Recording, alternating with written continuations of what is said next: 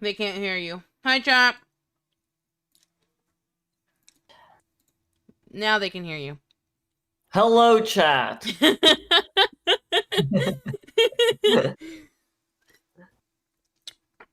How's it going, chat? But I said hello, hello, chat, 3 NDA. times. You Hello, only heard me once. Helmsman. Hello, Viking. Hello, Marku. Yeah, hello, Marku. Hi, typing. We are on Helmsman's channel with Pay's loading screen and Rose's music. It's actually Ginny's music. That's the Ginny BGM. But yeah, hey, they're not wrong. Oh, By the that was way, used I to want be you to new. know there are onions in this. In the right? Yeah. Huh. Couldn't tell. Hold on. I'm out of the loop. What's up with Rose's voice? I'm sick. I am recovering, though. I think starting next week, I'll be okay. I cut the onions. Yeah? I dice them finely. Okay. So there's still the onion flavor. I'm still getting the nutrients from the onion. You literally cannot see them. They are not visible. You're correct. I don't see them. I would never have guessed there was onion in this. Mm-hmm. So, aside from chopping onions very thinly, what else have you been up to this week? I worked. Mm-hmm. I graduated from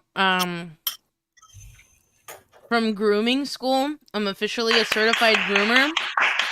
I am in leagues with the Minecraft streamers. Huh?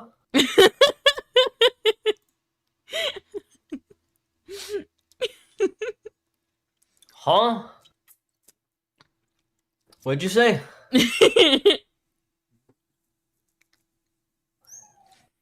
So anyways, I will officially be making big bucks, hopefully, very soon. I think my clapping scared Sundrop, and I think she peed. She did not pee. She's okay. But yeah, and I was wrong. She's okay. yeah. Okay, congrats. Oh no, she did pee a little bit. She did pee a little bit. I was wrong. Oh, also I played Dead Space at night, and I pissed myself. Yeah, I have 2 pissing pups. Wow. Call us a band. A band of bitches. Hey. Fucking delayed. Oh. Oh. And Patho's officially getting designed now. Ooh. Yeah. You never sent me the speaking of designs, you never sent me the thing. It hasn't gone through yet. Really? Yeah, Homegirl's dealing with monsoon season. Oh. Yeah. Internet's really slow over there, apparently. Congrats, Pay. You can move to the UK with your new degree. Hell yeah. Let me clean up after sun drop. But yeah, that's been my week, chat. I've been cooking. Chat, do you guys want to see the rice that I made?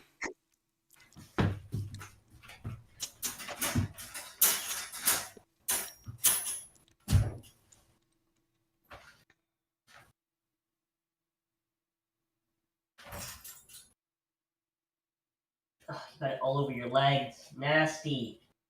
Nasty. Move.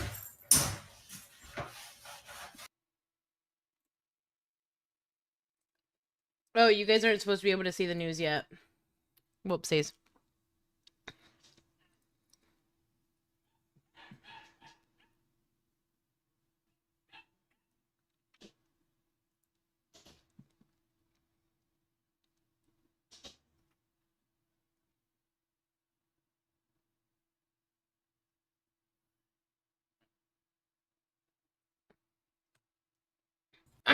Hello.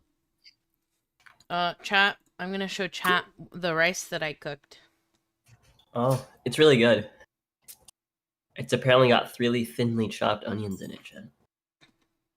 You're not gonna really like. Now I don't want to show you the picture because the picture doesn't look good.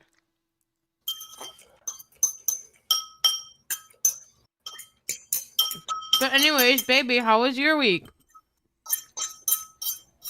Pretty miserable. I've been sick. I finished taking my meds. I don't feel better.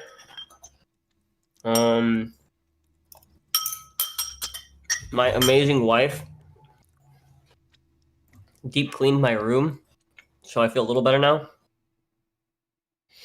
I took a sun drop out on a walk in the rain. Yeah, It was really funny. I basically dragged her the entire walk the first time, and then the second time she was like keeping pace pretty well. She understood. So, had a good time overall. Oh my god, you just zoomed in on like a medicine bottle. Good thing you blurred it. That was an accident. Chat, here's the rice I made.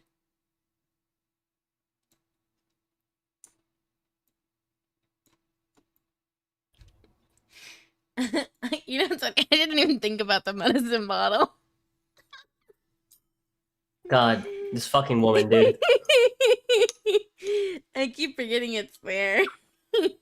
You're not allowed to take pictures anymore, just in general. You need to show them to me first before you post any picture ever again. God, you're fucking stupid.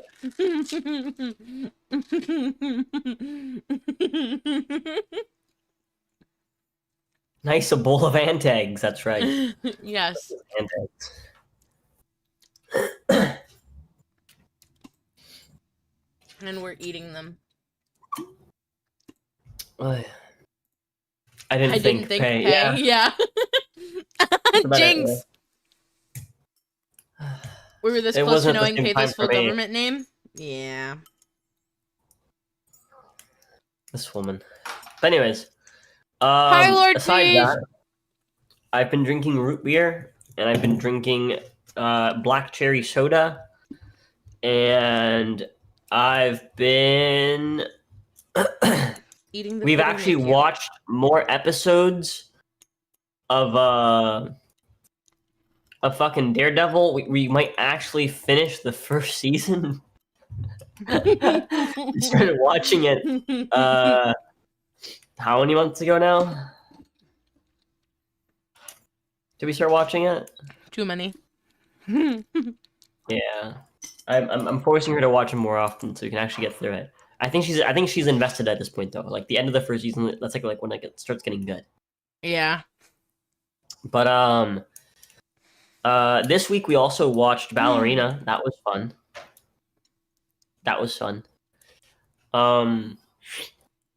The first season of Daredevil, so good. I'm getting into Daredevil because we started watching Italian. Well, it wasn't Italian sausage, but continue. Sorry. That's not the show. Yeah, no, it was Italian Sausage Show. You're right. It was Punisher. You're watching Punisher, and right away there's characters that it just expects you to know about and their story. Yeah, and I was like, so what's that about? Like, and I was like, fuck, we actually have to watch other shit. Yeah, because what's her face? Karen popped up in it, and I was like, who's she? So she already knows him, and I was like, where is she from? How does he know her? Yeah. We have a lot of things to watch before we can actually watch Punisher, so that's where we're at. Have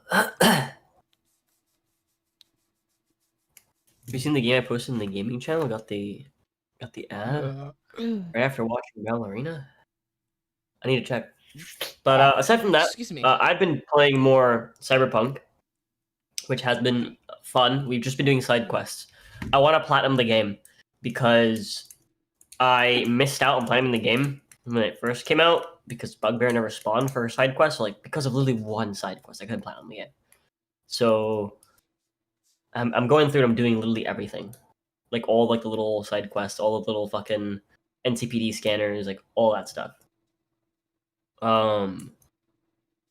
But yeah, that's my week. I've just been recovering. I'm still sick. I have to pause to cough constantly. Because yeah, that's me.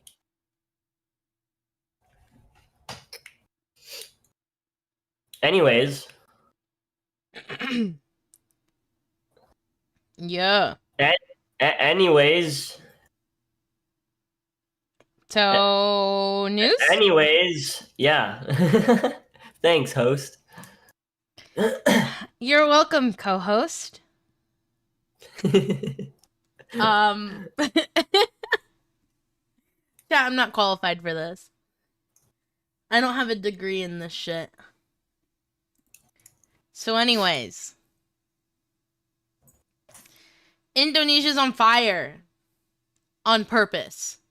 Can you share screen with me so that I can see No! what you're showing that? Okay. Quit asking questions.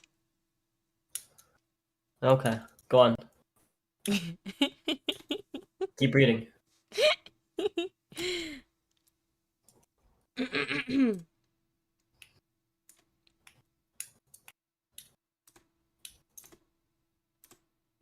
Okay.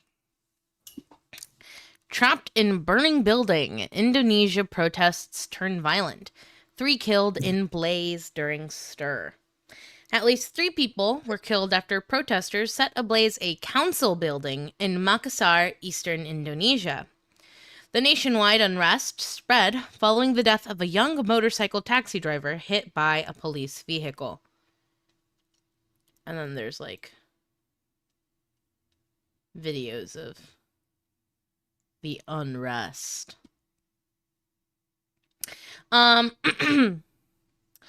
last night's incident, 3 people died. 2 at the scene and 1 at the hospital. They were trapped in the burning building.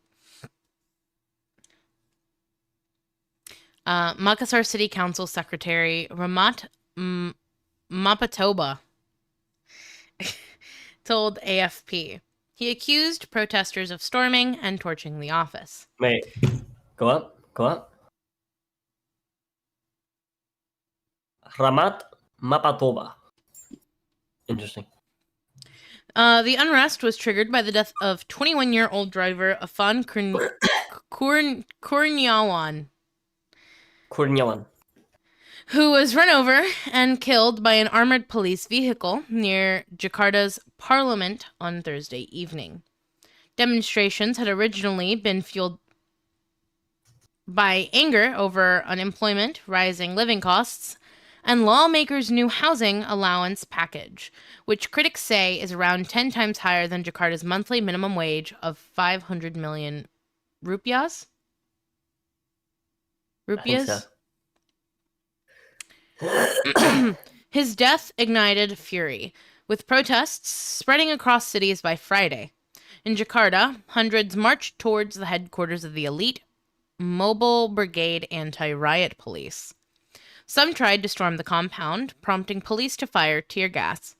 Protesters retaliated by torching a police post and several cars nearby. Indonesian President Subianto Prabowo issued public apologies. We have the same last whoa. Lamau. I am shocked and disappointed by the yeah. Prabowo? Pethowo? We're similar. Indonesian President Subianto Prabowo issued a public apology saying, "I'm shocked and disappointed by the excessive actions of the officers." Prabowo said, promising accountability. I can't. To actually quote what he said, Saudara sekian saya telah mengikuti. No. Violent clashes between stone-pelting demonstrators and police erupted in several Indonesian cities, including Surabaya, Solo, Yogyakarta, Medan, Makassar, Manado, Bandung, and I need to lower your volume. Ear piercing. Monokwari in Papua's easternmost region. There you go, 69. It's perfect. So yeah. Some people burn. This is the video, by the way. Hold on. I'll have to like Can we show this? extra zoom in. Can we show this? It's just fire, Just right? fire? Yeah, this is just fire. I'm not watching the video. We're watching it right now. What are you on about? No. I'm not watching this. Oh, okay. Anyways. So yeah. What the fuck was that sound? Thoughts. That's my opera. Jesus. It's cool, isn't it? No, it's annoying. Anyways. The next news. I need you guys to understand, okay? I woke up this Hold on, morning.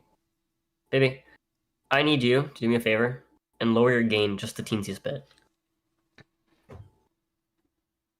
Where's my gain? Or just back away just a teensiest bit from your mic. There. Okay. Is that better? Somewhat, yeah. Okay. No, it's not. Ow. Lower your gain just a little bit. Like that? A little more. But you said just a little bit. A little more. Like that? Nothing's changing. Which knob are you twisting? The far right? The far left? That's your mom. Far left. The one that's next to the cable for the microphone? Yeah. Okay. A little more. Now? That's better. Thank you. But okay. Talk louder. I'm Like talk like how you normally talk? Yeah, I'm talking. Okay. It's fine. You can set it back. It made no difference. I need to figure out like what's up with that mic.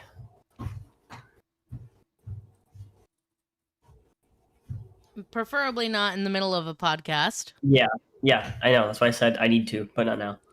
I'm just gonna lower you a little bit.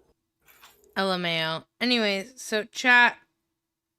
I woke up this morning to go to the bathroom, and I laid back down and I checked my notifications just to see if I'd gotten any like updates about stuff. And I see multiple notifications. All right? That Donald Trump is dead. What? I need you to understand. You didn't hear me wake up and go, "What the fuck?" No. Yeah. I was so confused. So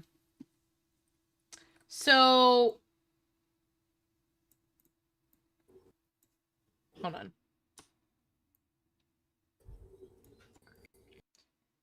Clearly this is too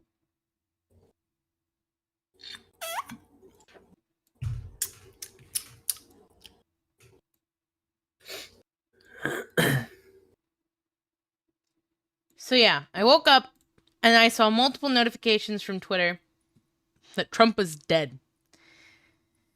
So I looked it up and it's not real.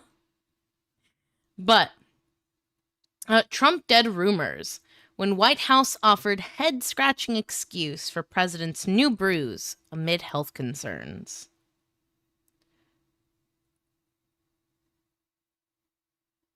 U.S. President Donald Trump is trending all over social media on Saturday. And this is not due to his usual political moves, announcements of tariffs, or off-the-cuff remarks. Trump's health has been spotlight for quite some time now, and things escalated today when term "Trump is dead" swept the social media platform, sparking frenzy among netizens, prompting them to scroll frantically for a clarification. Was it sparked by concerns over his health, or is it tied to recent remarks from Vice President J.D. Vance and Simpsons creator Matt Groening? U.S. Vice President on August 27th sparked the discussion. Vance revealed he is ready to assume the presidency in case of a terrible tragedy, stressing that the 79-year-old was fit and energetic, adding that unforeseen events could not be ruled out. The timing of the comment raised eyebrows in the political landscape, with many people connecting dots to the prominent bruise on Trump's right hand that went viral. So then, this was his talk about the health concerns.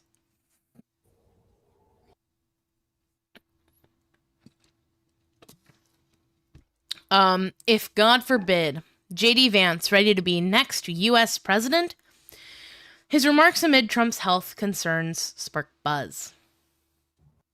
Vice President J.D. Vance said he is prepared to run the country if, God forbid, something terrible were to happen to President Donald Trump. In an interview to USA Today, the vice president reiterated that while Donald Trump is in great health, he is ready to step in. His current role has prepared him to assume the nation's highest office if there is any terrible tragedy. Vance said, yes, things can always happen. When asked if he was prepared to step up if something happened to President Trump, who has survived 2 assassination attempts. Yes, terrible tragedies happen, he said, and if, God forbid, there's a terrible tragedy, I can't think of better on-the-job training than what I've gotten over the last 200 days. So yeah. People just thought it was weird that he would say that. But he's not dead. Yeah, no, Trump's not dead. Old. He's just old. But a lot of people thought it was weird that he would say that after everyone was like going crazy over Trump's health. And they were like, clearly this means Trump's dead. God, people are dumb. Yeah, I need you to understand. Hold on. Let me pull up the screenshot. Because I have like multiple different Twitters.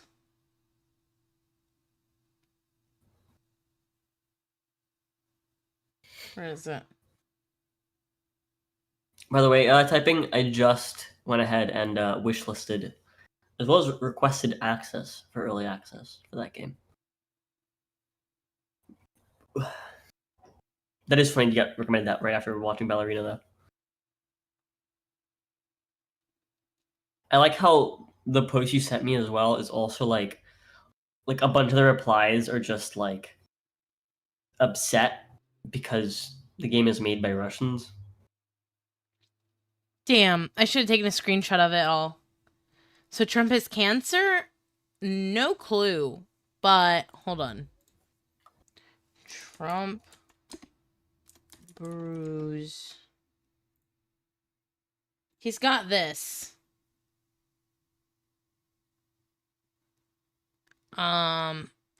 This a big old bruise on his hand. And he's just old. He literally that can be really hold on. I've seen my grandpa get that like all the time. That happens sometimes when like you get blood drawn.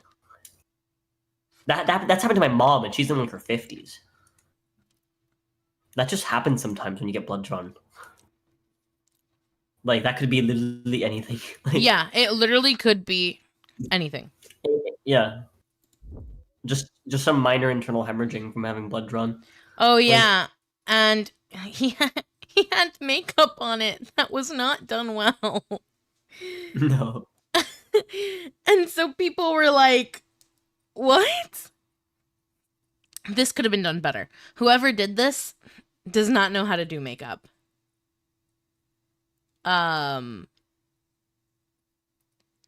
So, yeah. That's all. I thought it was so funny. He tried to fucking cover that shit with makeup so clearly horribly. But yeah, as you can see, a lot of news articles are talking about this fucking bruise.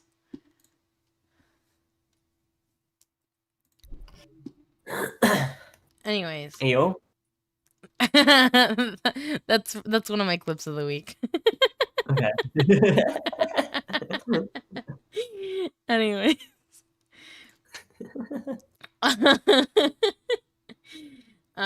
Notice how the VP says nothing about enjoy your holiday weekend. Okay. Ooh. That's not what I meant to do. Go back.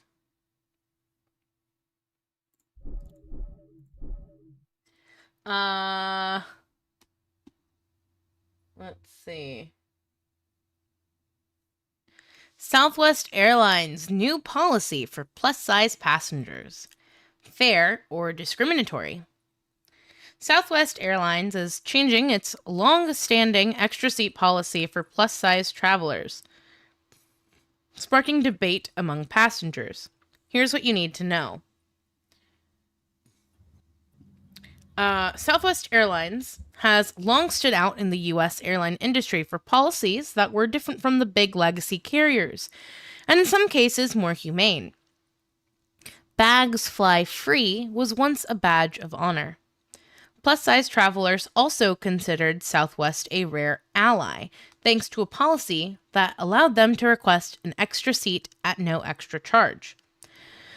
But, just like the airline's free baggage policy, which was controversially canceled in May, free extra seat for plus-size travelers is also coming to an end. Southwest has just announced a dramatic change. Starting in January 2026, passengers who encroach upon the neighboring seats will be required to purchase an additional ticket in advance. Refunds will no longer be guaranteed. The news has sparked a fierce backlash, reigniting a debate that has haunted Southwest for years. The debate went viral in 2010 when director Kevin Smith went public after being kicked off a Southwest flight for being too fat to fly. At the time, the airline issued an apology and softened its stance. Now, critics say Southwest risks diving back into the same controversy.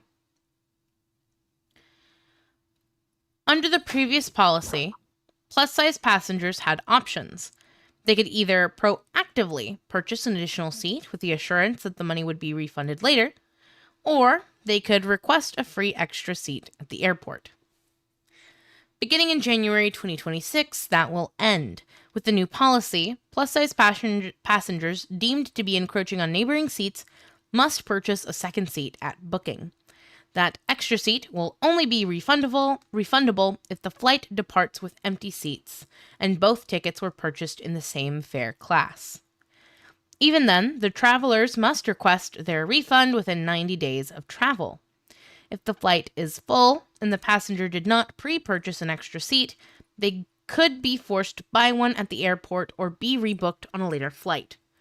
The rule goes into effect the same day that Southwest eliminates another long-standing policy, open seating. Going forward, passengers will be assigned seats in advance, just like on most major airlines. Jennifer Yellen, travel expert at PointsPath, an airline travel tech tool, says the timing is no coincidence. Although change is hard, this new policy aligns with Southwest's new assigned seat rollout come January, ensuring that all passengers get the seat they selected in advance. And if there's an extra seat available during the time of departure, the passenger can still receive the extra cost refunded. Reactions to the Southwest news have been swift and divided. Critics say the policy is discriminatory and short-sighted, while supporters say it protects passengers' comfort. On Reddit, many travelers argued in favor of the policy. It's fair. Being overweight and encroaching on others, especially on long flights, is just awful for everyone. Others, however, saw the move as a return to Southwest's ambiguity that got the airline into trouble before. I don't blame Southwest for cutting back on that generous policy, but by applying the nebulous standard of encroaching, they're diving back into the same mud puddle. They should issue objective waist and shoulder measurements so passengers won't have to guess whether they need to buy a second seat. Most other U.S. airlines require plus-size passengers to purchase an additional seat if needed, but unlike Southwest's old policy, they don't offer any refunds. That's why Southwest was once considered more inclusive than its peers. Under the new rules, it's still slightly more flexible than competitors, but much less so than before. Industry watchers say these changes aren't just about keeping up with the competition. The carrier has been under intense pressure from activists, investors, to boost revenue and streamline operations. For travelers, however, the changes have chipped away at what once made Southwest unique. Southwest's new plus-size policy is also part of a bigger shift in the airline industry, as carriers face rising costs, competitive pressures, and investor demands. They are looking for new revenue streams. Ancillary fees, from seat selection to baggage, now make up a major chunk of airline profits. At the same time, the controversy highlights a growing tension in air travel. Airlines continue to shrink seats in pursuit of profit, while passengers of all sizes are left to fight for personal space. As one traveler summed it up on Reddit, instead of airlines charging people for encroaching because money, they should really be forced to create a bigger seat and more legroom, period. Wrote Lazy Hovercraft 5290. Simply taking out 2 to 3 rows of seats would be a significantly huge difference. The question now is whether the backlash could force Southwest to reverse the rule, just as it did in 2010 after the Kevin Smith debacle, with social media amplifying frustration and plus-size advocacy groups mobilizing. This may not be the end of the story.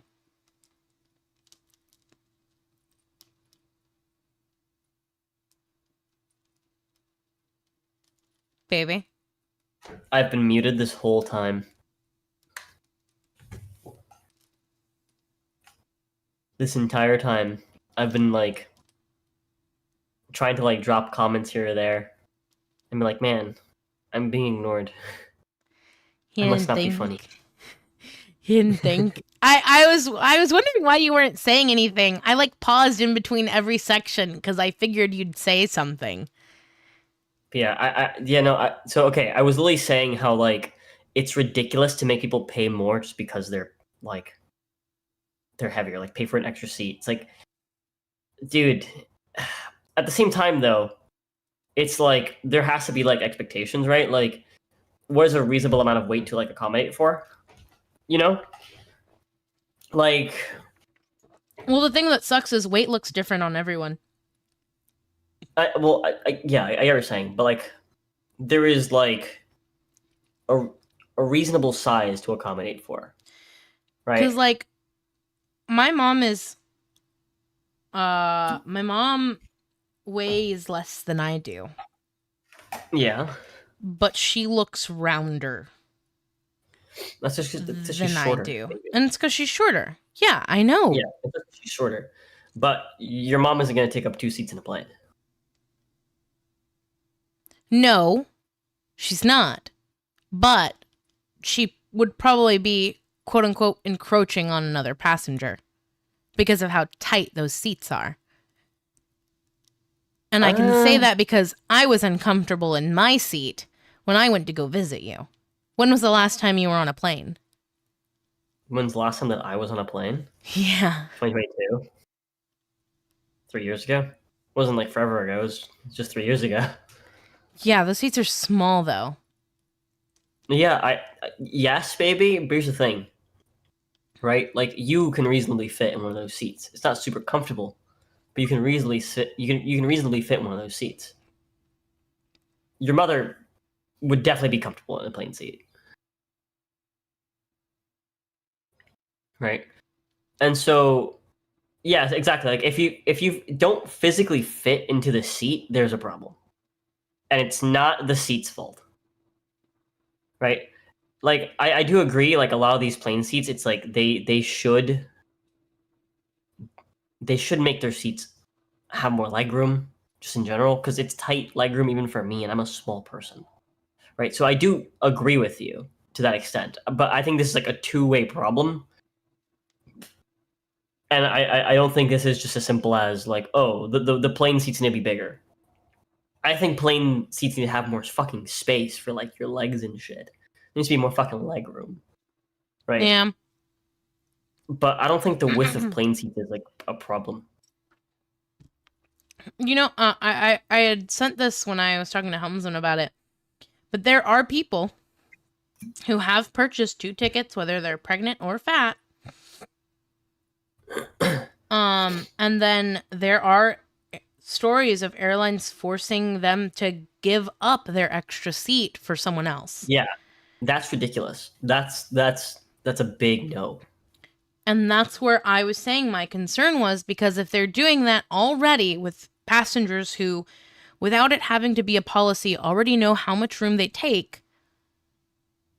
Yeah, that is fucking ridiculous. It's just like, I'm sorry, but if I paid you for it, hell, if I'm by myself and I pay you all of the money for all of the seats, you can go fuck yourself. That plane's mine. All right? I fucking paid for it. And the fact that they can force you to give up your seat is ridiculous. Absolutely fucking ridiculous. It's like, no, I don't want a refund. I want what I fucking paid for. Like, that is insane to me that they can, like, that should be illegal for them to, like, be able to force you to give up your fucking seat. No, and they wouldn't even refund the passengers. They wouldn't? I would sue. No. That's what one I of the would big, sue. like, that's what one of the big articles was about, or like, people talking about, this one lady who had, like, showed the, what are they called? The air flight attendants, yeah. Their 2 tickets, and this mom did not purchase a seat for her toddler. The plan was to have the toddler in her lap. But when she saw that the bigger lady wasn't fully taking up that second seat, she was like, "Oh, well, you should give your seat to my toddler," and blah blah blah blah blah, whatever. It's like, no, absolutely not, dude. I need to understand. I would fucking kick a child if I fucking bought a second seat and a child tries to fucking sit on it, and their mom's like, "You should have fucking bought a seat for your fucking child. Fuck off. Fuck right off. Your child shouldn't have been fucking allowed on the plane to fucking begin with if there wasn't a fucking seat for them. Because that's fucking dangerous. It is fucking dangerous as fucking hell. If something happens, God fucking forbid, and this plane was packed and that person hadn't gotten 2 fucking seats, there actually was a second person in that fucking seat, guess what? There's not enough fucking masks to go around so that your fucking child can get fucking oxygen. If something fucking happens. That airline should be fucking sued to hell and back for that. Because that is a huge fucking safety concern. A lot of airlines the plane is not let equipped you do that. for that. Some airlines don't require you to purchase seats for your kids. Yeah, that's not okay. That's not okay. That is completely fucked and wrong. Even if your child's a fucking baby, you should have a seat where like their car seat or their carrier or whatever it is they're on sits or is accounted for that baby. Because they don't have an infinite number of fucking oxygen like masks. No, they have 1 per fucking seat. So, like, I'm sure they carry extras, but it's just like that's just not okay. That's not fucking okay. That's not okay. If you go to the fucking like to board the airplane and they're checking your tickets and they see you have a baby and you didn't get a fucking ticket for your fucking baby, you shouldn't be allowed on. You should get a refund then and there and be told to fucking book another day and get a fucking ticket for your goddamn baby. That's what should fucking happen. That's ridiculous. That's insane. It's stupid. Yeah. Yeah, and there's just a lot of stories like that, because obviously, like, an adult probably wouldn't have been able to fit in that second seat, but a child would have, you know? But it doesn't matter regardless because she paid for it. They paid for Yeah, it. she paid for it.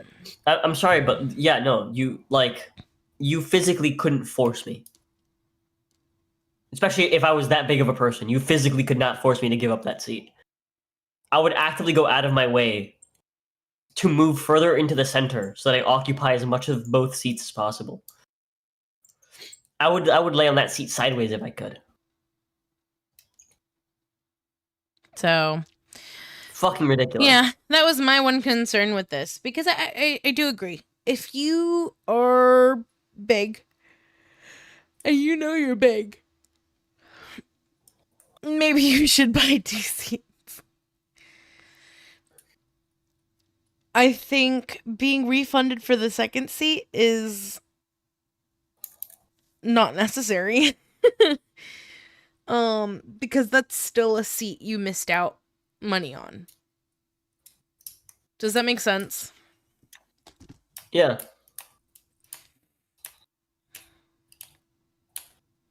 So, that's just me, though. Yeah, dude, like, if you buy something, you fucking get it. Simple as. Yeah. It's fucking ridiculous. Are you ready to move on? Yeah. Do you want to read this one? Yes. A truly unprecedented discovery. 3,000-year-old multicolored mural with fish, stars, and gods discovered in Peru. A multicolored mural discovered in Peru is shedding light on pre-Inca coastal artistic traditions. So there's a view of the south face of the pre-Inca mural discovered at Huaca Yolanda in Peru. Archaeologists have uncovered a massive 3D mural on the northwest coast of Peru. Blue, yellow, red, and black paints still adorn the 3,000-year-old mural, which is decorated with fish, stars, and mythological beings. The imagery, decorative techniques, and exceptional state of preservation make this a truly unprecedented discovery in the region. Mesilia Mauricio, an archaeologist at the Pontifical Catholic University of Peru, who found the mural, told Live Science in an email.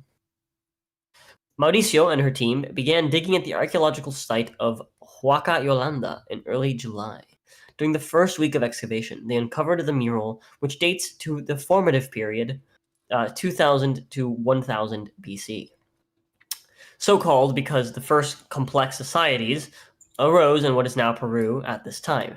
The mural is nearly 20 feet, 6 meters, long, and 9.5, I don't know why I said 25, 9.5, 2.9 meters tall. The south face of the mural depicts a large bird with outstretched wings and a diamond motif on its head. Mauricio said possibly representing an eagle or a falcon. On the north face, there are plants, stars, and human-like figures that seem to represent shamans, who were powerful people in that time period, Mauricio said. Current evidence suggests that the mural decorated interior spaces within the main atrium of a formative period temple. Mauricio said. Huaca Yolanda was probably occupied at the same time as Chavin de Huantar. Which was a major ritual site in the Andes before the birth of the Inca Empire. The Chavin civilization was located in the highlands and developed sophisticated agricultural techniques, metallurgy, and textile production. People at this site left behind murals that depict jaguars and reptiles that are predators in the jungle lowlands.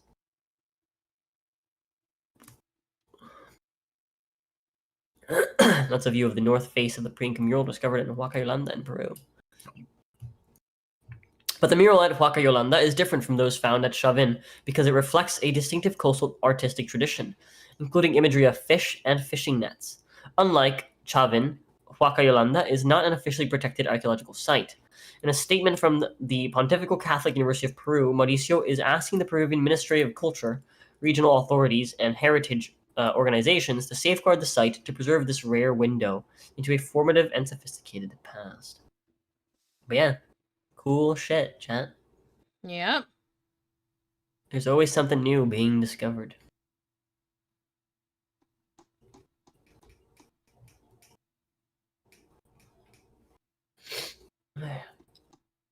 And then This next one you sent in as well. Oh yeah. Okay, so this is a fun one. So, Scientific American, sorry, is celebrating 180 years, right, of existing as like a news production thing. Not always site. Used to be a newspaper. With stories of scientific U-turns in honor of Siam's 180th birthday. We're spotlighting the biggest moments in science history.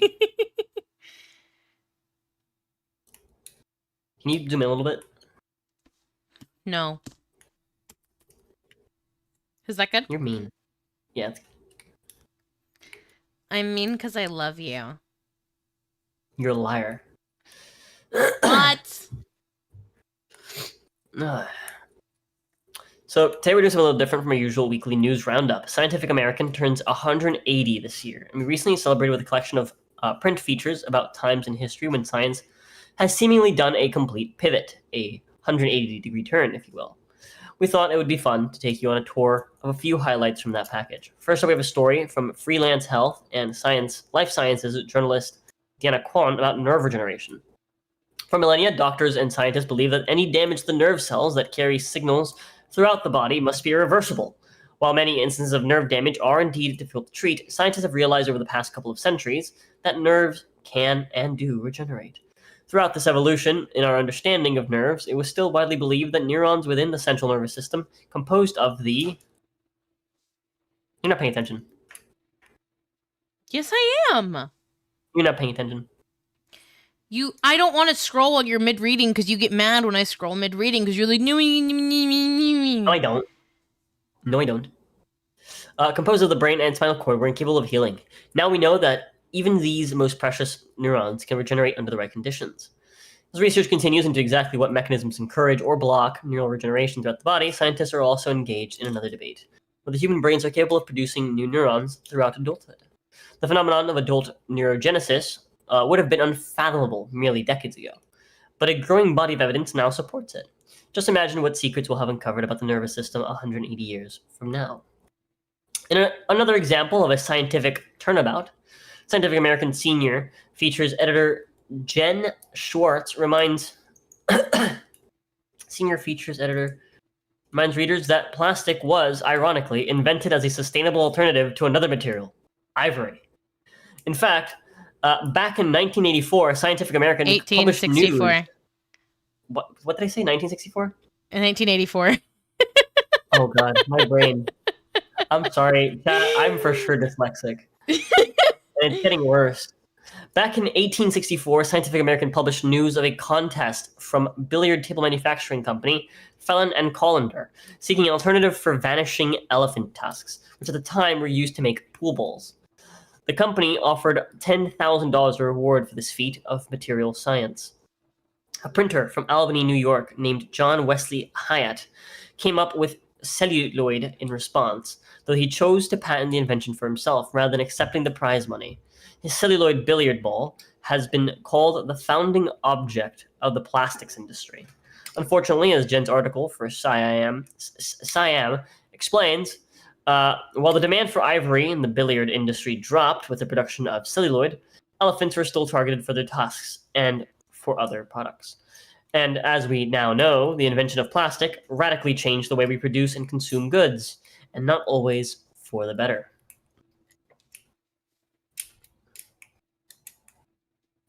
In another Scientific 180, detailed by Scientific American contributing editor Sarah Scholes, we learn how the search for alien life has periodically been turned on its head. So maybe multiple 180s. In the late 19th century, an Italian astronomer observed groove-like markings on Mars, which convinced an American astronomer that the red planet hosted a whole civilization. In 1906, God, my brain. In 1906, that second astronomer, Percival Lowell, wrote a book positing that Martians had carved out a sophisticated network of watery canals. Even when a closer look at Mars in 1909 revealed that those canal-like markings had actually been an optical illusion, Lowell's theories persisted. In 1916, a Scientific American managing editor wrote in New York Times letters to the editor that he still believed Mars held sophisticated life and an irrigation system to prove it. Of course, when the Mariner 4 spacecraft gave us our first flyby view of Mars in 1965, we saw our planetary neighbor for the desolate world it is. While we're unlikely to do another 180 on the existence of intelligent life in our solar system anytime soon, scientists have recently become aware of the abundant potential opportunities for microbial life in our cosmic backyard and beyond. We may not be peering up at Mars hoping to see aliens traveling around by gondola anymore, but in some ways the hunt for an alien life is more optimistic than ever.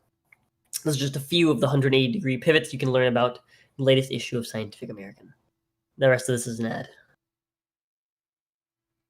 Yeah. That's cool, though. Yeah. That's a fun Just a little, few- Yeah, it's a fun little article. Hold on. I didn't know that plastic was produced originally to combat ivory. I didn't know either. That's really funny. But ivory's just like bone, isn't it? No. What is...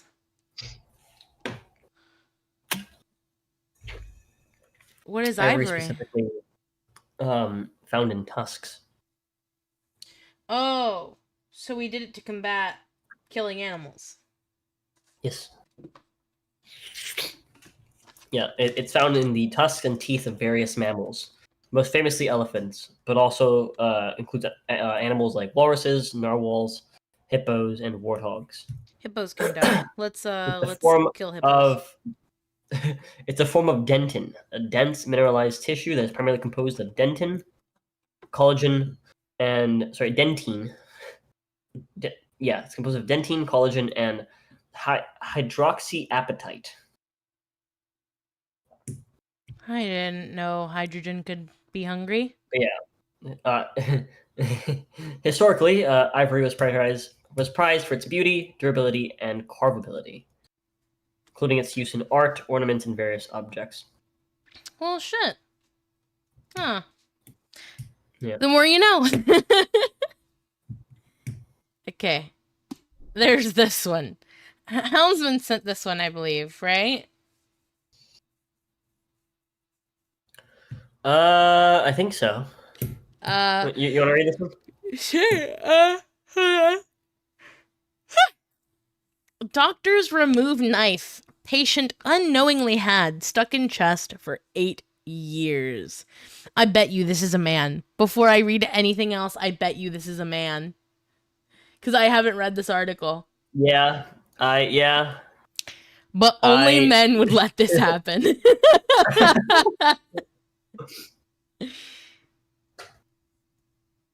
Okay.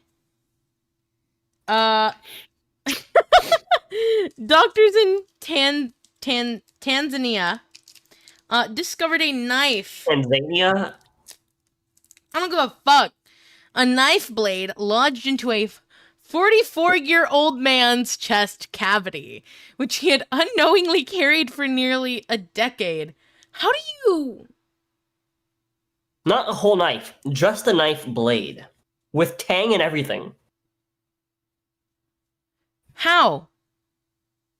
Like, was this guy a metal worker? How? Yeah, how did it even get in there? The unnamed man first went to the hospital after noticing pus leaking from his nipple and not knowing the cause. Upon performing an x-ray of his chest, doctors discovered that the 3-inch blade of a knife was embedded on the right-hand side of his chest cavity, just below the shoulder. According to the case study published by the National Library of Medicine, the patient had explained to medical staff that they had been involved in a violent altercation 8 years previously, which was believed to have been the source of the knife injury. Hold on, go up a second. I'm failing to understand something really, really pivotal to this story. Where's the... And that's, first off, how did the knife get that far in?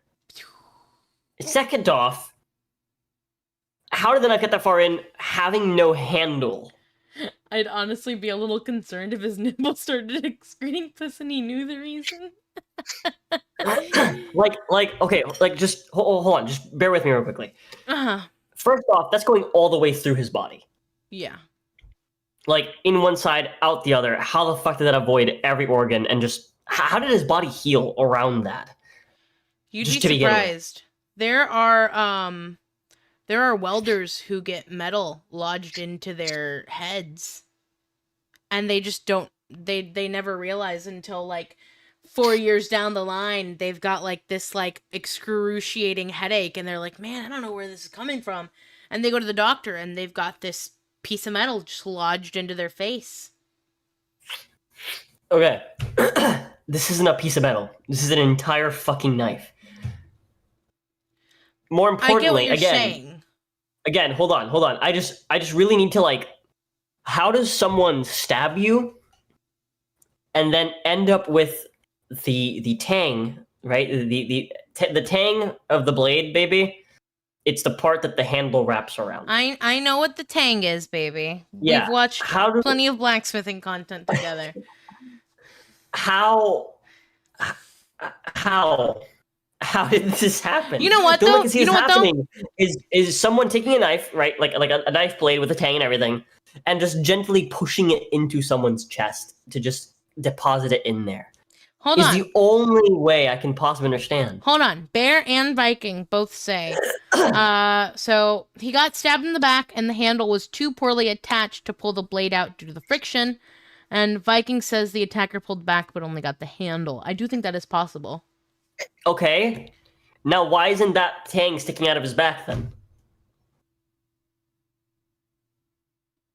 You're telling me the attacker jammed the handle into his body too? And then pulled out? This man would have a fucking, No. a golf ball What I'm sized fucking saying hole in is, the back. baby, is... Where's Tanzania? I get what you're saying, but I'm saying it doesn't make sense, baby. That's what I'm saying. Okay, it's a country in East Africa. Okay? I assume... Hold on. Health Tanzania. system. Probably to some Alright. extent. They The have knife was pushed a... inward, oddly, as the wound healed. Yes. That's what I think, because looking at this, they don't have quality to healthcare for most of their population. That's So nothing to do let's with say my this ass. man got stabbed. Will you let me finish? Let's say this man got stabbed. Mm-hmm. Okay. It's in there. And he's just like, you know what? Whatever. After this, I'll go home. I'll let whoever do what they gotta do. And on his way home, the knife just keeps going in. How? Don't know how. When objects are in the body, they act weirdly. They do. Maybe it's from the struggle of him walking. Maybe the stabbing the knife into him wasn't the end of the altercation. Maybe the person saw that the tang or whatever was still out and they pushed it in. You know, like, all we know is that there was a violent altercation. Hi, Nuffy. Hi, Neffy. And as the body healed, it moved the blade further into the body. That's what I'm thinking.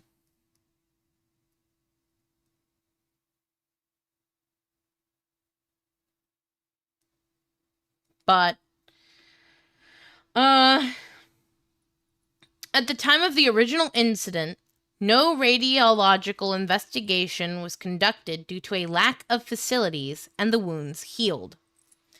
Man surgery to remove knife successful. Despite the blade's presence inside his body, the man stated he had experienced no breathing difficulty, fever, or chest pain, and his vital signs were considered to be within normal range upon examination. So this is his chest cavity. These are his lungs? No, lungs aren't that big. I know that's his neck. This is where his face is. Those are his lungs, baby. That His is correct. shoulders. That all can't be lungs. Lungs aren't that big. Lungs are pretty big. He's got a big chest. He's round. He's rotund. Anyways. I know that's his spine. But yeah. It literally, like, looks like his lungs are... It cuts slightly into one of his lungs. Yeah. And then it's just... It might be, like, in between the bones of the ribs. Well, big enough to hide a knife in, at least. Yeah. Dead tissue had surrounded the foreign object, leading to the external symptoms of a foul-smelling pus. Surgeons successfully removed the blade, and the patient recovered without complications, beyond a defect in his right lung being observed during surgery. The case, described as rare in the case study, as such injuries are usually discovered not long after they occur, is being used to highlight the significant challenges in trauma care within resource-limited settings. Medical staff described the case as extremely rare, noting how unusual it was for a foreign object of that size to remain in the body for so long without detection. So yeah. That's crazy. That is insane.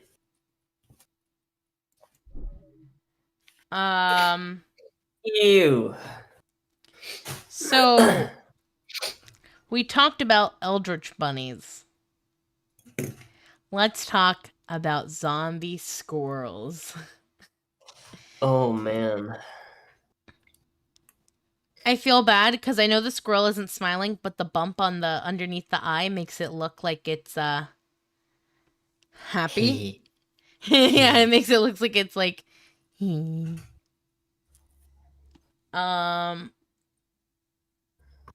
As the internet still reels from the viral images of Last of Us rabbits with tentacle-like growths, a new nightmare has hit backyards across North America. Zombie squirrels. Grotesque gray squirrels covered in pus-filled, wart-like tumors have been photographed in states like Maine and across parts of Canada. Bless you. Thank you. Social media users have shared images showing squirrels with oozing sores and hairless patches across their heads and limbs. Ew. While reports of afflicted squirrels date back to mid-2023, sightings have surged again this summer. Experts say the culprit is likely squirrel fibromatosis, a viral skin disease caused by leporelpox virus. The condition creates wart-like growths that can burst and ooze fluid, giving squirrels their terrifying zombie appearance. And this is a Reddit post asking what is on the squirrel's face. That's weird. Balls, that's what. Although most cases heal naturally, the disease can sometimes affect internal organs and prove fatal. Wildlife officials stress the virus cannot spread to humans or pets. However, they warn bird feeders may be fueling outbreaks by bringing squirrels into close contact. Chevenel Webb of the Maine Department of Inland Fisheries and Wildlife cautioned against intervening. I would not recommend trying to capture a squirrel that has the virus. It is naturally occurring and will run its course in time. The zombie squirrels join the internet's growing list of nightmare critters, coming just weeks after tentacle-like growths on rabbits sparked Last of Us comparisons. So yeah. Isn't that crazy? Isn't that weird? That is gross. You know what? Oh, God. one of the things that, like, horrifies me the most is, it's that one disease that, like, deer can get. Hold on.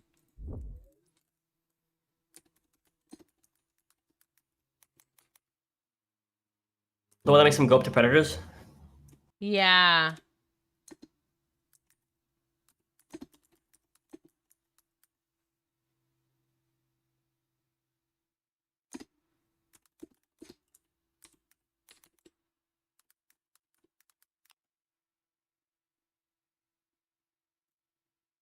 Chronic wasting disease. When I blow my nose, I smell root beer. Oh, God. Yeah, and they're, like, drooling. They look like they're fucking dead. Yeah. This is from the Train to Busan movie. This is not real. I know what this is. But yeah, like that.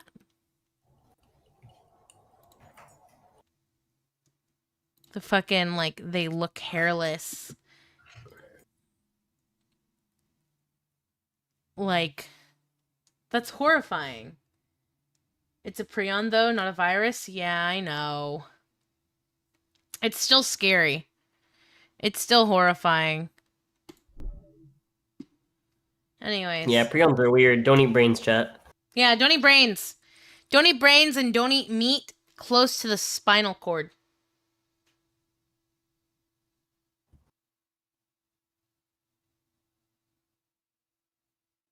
Advice from your local cannibal.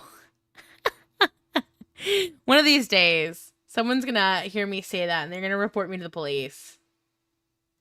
And I'm gonna get deported. And they're only going to be able to do it because you posted a picture of your medicine bottle.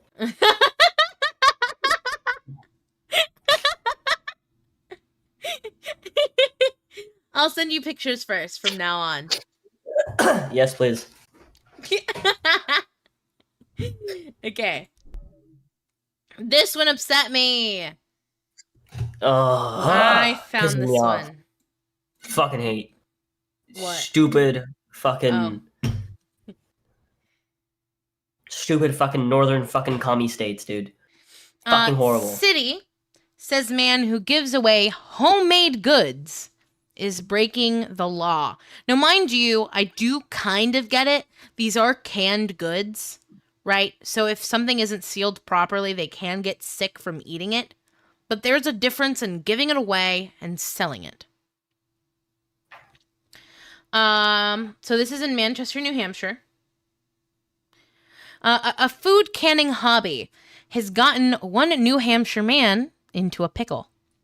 Daniel Mowry has been giving away his homemade goods for decades, but city officials now say he's breaking the law. Mowry's goods include jellies, tomatoes, and bread and butter pickles. He cans it all and pays for supplies himself. Then he gives it all away for free. We were brought up poor, so our family always canned. Everything came out of the garden, and that's the way it was, Mowry said. The Manchester Health Department sent Mowry a cease and desist letter last week. It's not worthy to put on TV. Put it that way. Without the government, who's gonna starve the poor? Yeah. I was not happy, Mowry said. It said he needs a permit to keep canning and distributing food, and his kitchen needs to be commercially licensed. This is one of the issues that I believe that all people from all parties, all walks of life can agree on, and it's pretty common sense that we should allow this to go on, Manchester Alderman Joseph Kelly Levasseur said. What the fuck? What kind of name is that? State law lets anyone sell homemade food with certain requirements, but the city health department said it has its own ordinance on food safety. If we don't change the law, Then he'll be facing fines and violations, and he'll get a cease and desist order again. And I don't think it will stop. Mowry said he's not stopping. For him, canning is more than a decades-long hobby.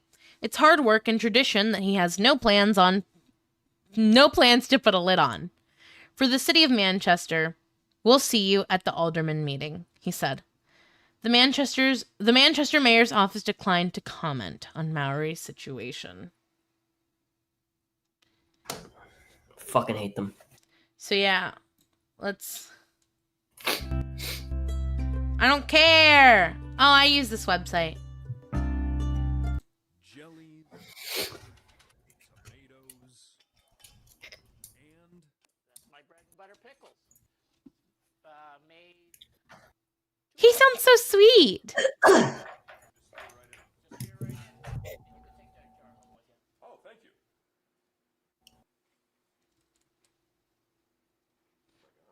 That man looks like his life changed. Daniel Mowry cans it all and pays to supply it himself. Then he gives it all away for free. We were brought up poor, so our family always canned. Everything came. My thing that gets me is he's giving it away. I understand commercial licenses and whatnot to sell. Yeah. Like, why does he need a commercial kitchen to sell nothing? He's not selling it. Yeah. He's literally There's just no giving stuff commerce away. happening. He's not trading anything. He's not selling anything. He's just giving something away. Oh my god. What's that one? I can't even quote Wendigoon. Damn. It's something along the lines of if somebody says the government wouldn't do that. Oh, yes, they would. Like, okay, how about this, right? How about this? He just invites people to his home to get it. He's not giving away anything. He's just inviting people for dinner and giving them something that he made. Is it illegal to invite people for dinner now? Unless the fucking government accepts your meal? Yeah. It's ridiculous. It's fucking stupid. It's stupid. If he was, I understand if he was selling it, but he's not. He's just giving it away. Yeah. He seems to do well, too. That one reporter looked like his life changed eating that one pickle. But yeah. Just more government restricting people trying to just live a good life. And so this next story has been all over the place. Baby, this is one that you sent along as, Helmsman also sent this one. Which one? Yes. Blade threat. Girl, 14, charged after brandishing knife on Scott's street. A number of police vehicles were spotted at a car park as officials launched an investigation. Do you want to watch the video first of her doing it? Or do you want to read first? No, I want to read this first. Okay.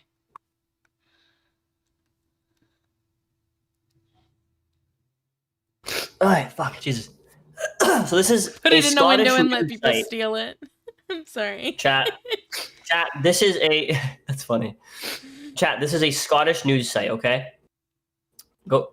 A girl has been charged after she was allegedly brandishing a knife on Scott Street. Cops were called to St. Anne Lane in Lochie area of Dundee just after 7:30 p.m. on Saturday. It's claimed the youngster was in possession of a bladed weapon. A number of police vehicles were spotted at the Balgay Street car park. Its officers launched an investigation. Police Scotland confirmed a 14-year-old youth has been charged in connection with the alleged incident. A spokesperson for the force said around 7:40 p.m. on Saturday, we received a report of a female youth with a bladed weapon in St. Anne Lane, Dundee. Officers attended, and a 14-year-old girl was charged in connection. She will be reported to the relevant authorities. And that's it. So this was listed as just a crime, just a Scottish crime. A Scottish girl committed a crime. This Yeah. is how the news is. in Scotland portrayed this. Okay? Hold on. This is There's what- another one. Yeah, here's another story of how, again, here's the Evening Telegraph. In Scotland, girl on bladed weapon charge. A 14-year-old girl has been charged after allegedly being caught with a bladed weapon in Dundee. The police were called to St. Anne Lane, just off Copar, Angus Road in Lochie. Shortly after 7:30 p.m. on Saturday.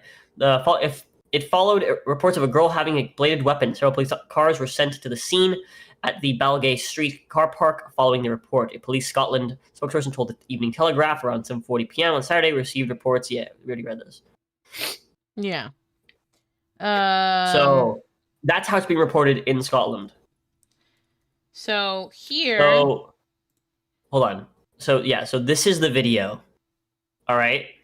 This is a video from the perspective of the fucking migrant, the fucking, like, no doubt Pakistani fucking Muslim migrant. All right. He recorded her. Yes, you have a knife. You don't. Hey, I'm fucking wealthy. You're fucking bad and Why you catch me. fucking with us? These are fucking kid bashers. Show the knife. Show the knife.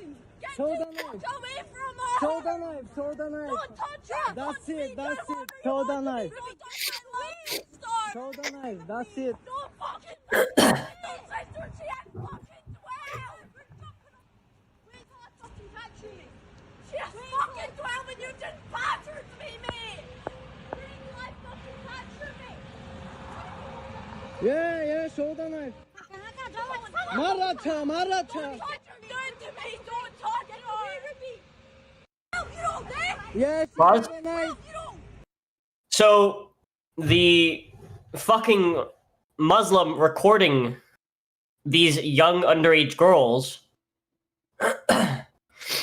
is baiting her into showing the knife because he knows it's illegal for the locals to carry knives. He knows that's illegal for them to carry bladed weapons out in public. So he's baiting her into doing that. But do you hear what they're yelling? They're calling him kid bashers. The girl's yelling that she's like, don't fucking touch us. She's only 12. Yeah. That's what fucking the UK has fucking come to. Fucking little girls have to carry bladed weapons to defend themselves. Because no one is fucking defending them from this fucking muzzy scum in their fucking countries. Yeah, go and show that other video. Okay. Yeah, they sent the entire fucking department to fucking arrest this 14-year-old girl.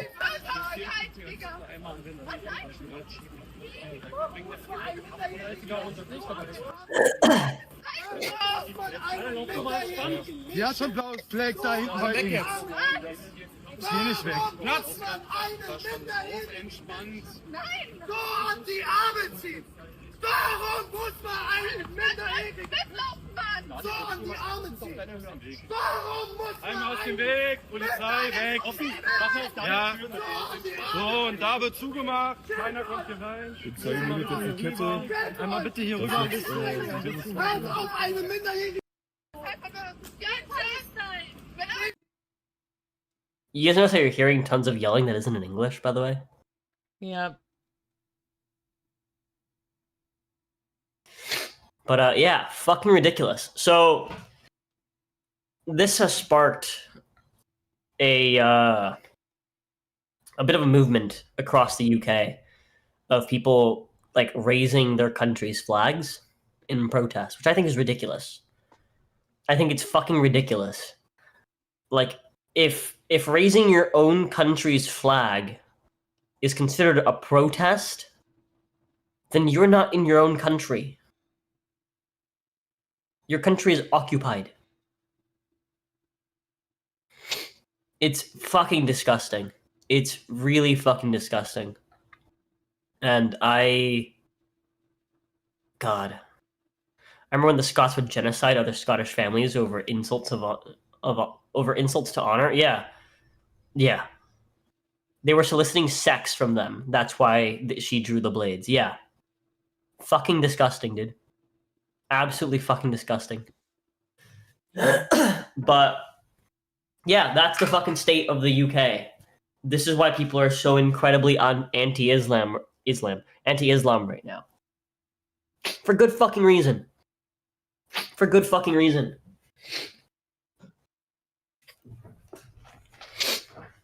Yeah. They're fucking pigs. They're fucking pigs, genuinely. That's why they won't eat them. Fucking disgusting. LMAO. But yeah, it's just like I've said it before on the show, but there's only one solution to this problem. There's only one, and it's not deporting them because they'll just keep coming back. Like the men of the UK genuinely need to start a revolution. Like that is the point that they've reached. And it's not just the UK. This is a problem across all of Europe. It's a problem in Spain. It's a problem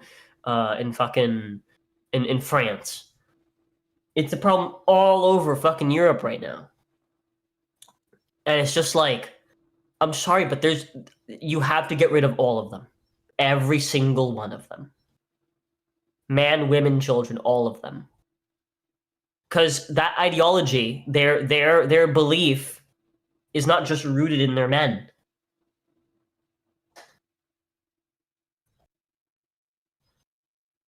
The guy who recorded her apparently even bragged online how much money he was making being a pimp.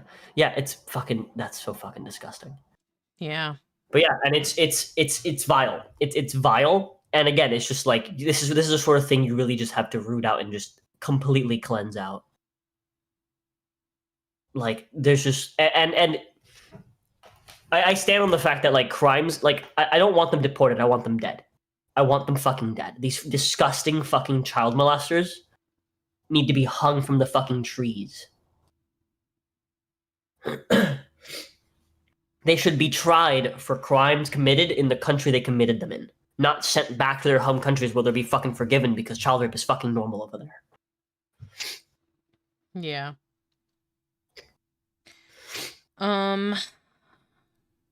I really hope, I really genuinely hope to see a civil war in the UK within the next 5 years, and I'd be surprised if it takes that long.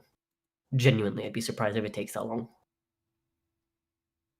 Because I like the people over there are reaching like just a fever pitch. I hope that what we're seeing with like them raising their banners and their flags, I hope that is like a sign of good things to come.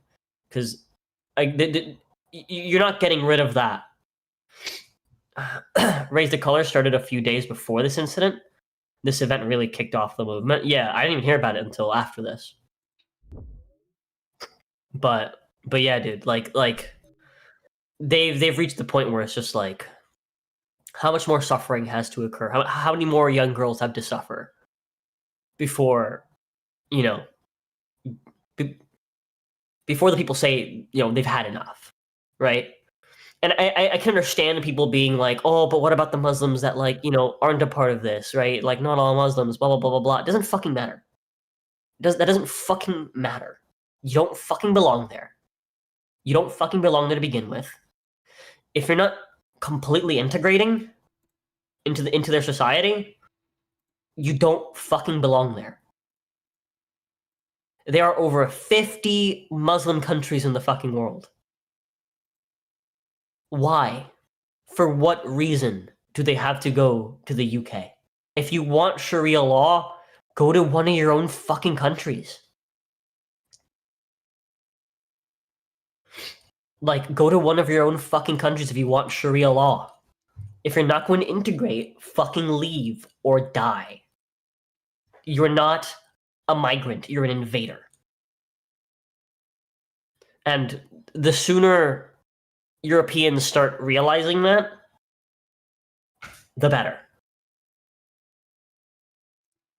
Yeah, a lot of people are making the good point of why not just cuff her instead of dragging her like that the entire way. I don't fucking know, dude. They're like parading her. Parading her, yeah. It's fucked. This isn't just an arrest. this is them trying to like make an example out of her. Yeah, it's For because they what? like manhandling children. Yeah, exactly. It's just, and here's the thing: it's just like your fucking cops are in it. I'm sorry, but the majority of your fucking cops are in it. They're in on it. That's We've had disgusting. several stories come out proving this. I'm sorry, Toby Turner. Tobuscus. Why do the cops have selfie sticks?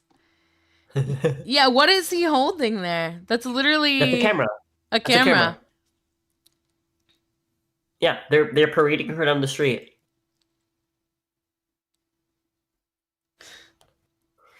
It's fucking ridiculous. Oh, this is another. That's when they arrested her. Einmal links ran.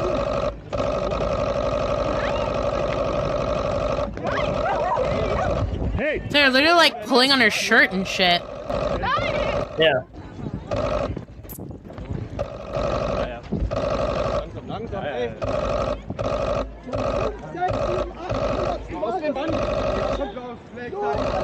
What's this fucking sound? I don't fucking know. It's annoying though.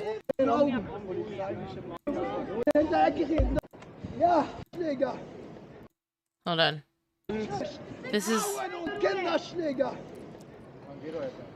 Ja, geh doch einfach. Leise. These disgusting fucking Muslims, dude. Vor meinen Augen. Wir schweigen nicht.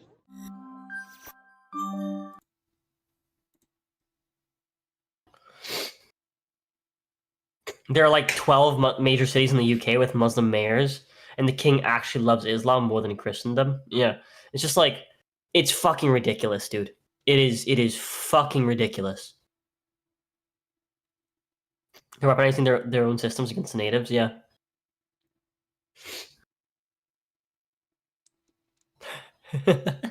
That's hilarious. Yeah, that's the fucking something B. I can't remember their fucking name. Babylon Bee. Yeah, the Babylon Nation B, that that's it. once charged into certain death for freedom, now letting their daughters handle the rape gangs. Yep. So yeah, so this kid has become a symbol. The knife and the axe has become a symbol. I hope to see it like on Scottish flags where it's like the flag is blue and then it has like a white knife and a white axe crossed. I haven't seen that yet. And if I don't see it soon, I might make it and put it on a hat. You're mad at the little Scottish girl having a knife and an axe. I'm mad she didn't have a gun. We are not the I same. agree.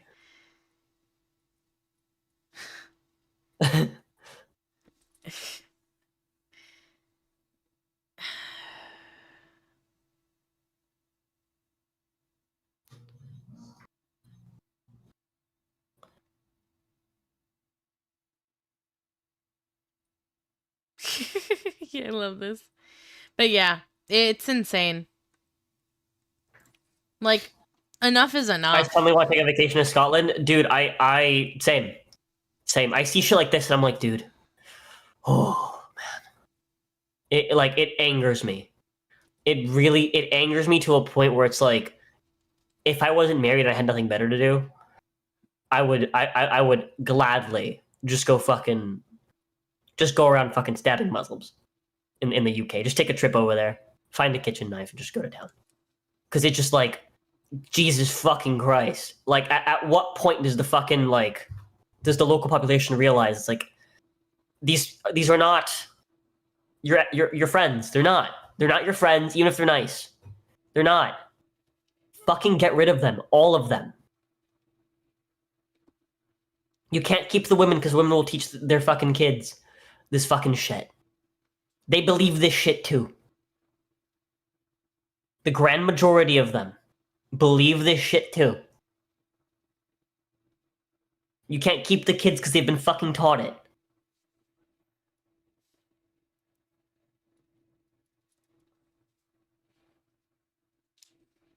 Yeah, it's just... I'm sorry, but I refuse, like, as much as, like, you know, every, like, fucking American blood cell in me is like, no, freedom of religion, freedom of expression, freedom of everything, right?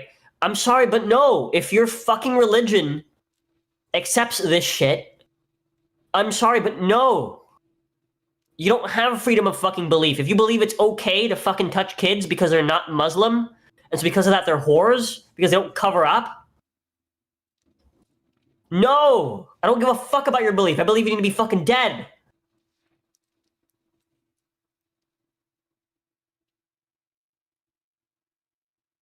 I think we should start feeding Muslims to pigs. Have it all come full circle. I don't want them hung from trees anymore. I don't want them executed. I want them... I want their arms and legs broken, and I want them in a fucking pig pen. Let the pigs just devour them. This should be like a national event.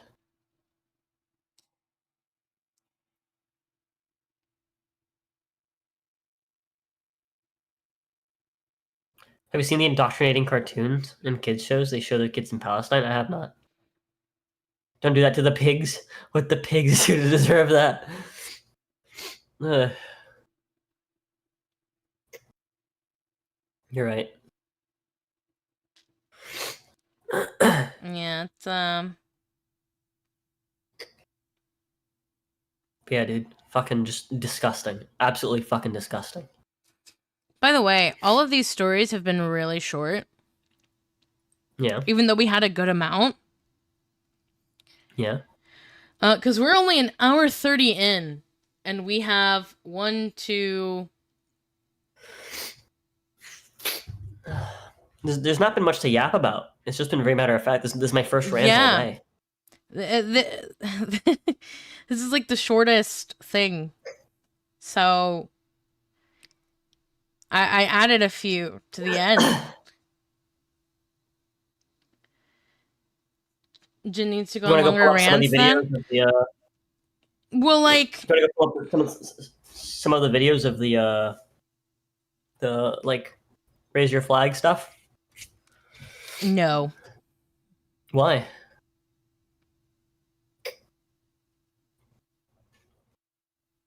It's just raise the colors. It's just people literally just putting up flags of their own country. What's wrong with that? Sure, then.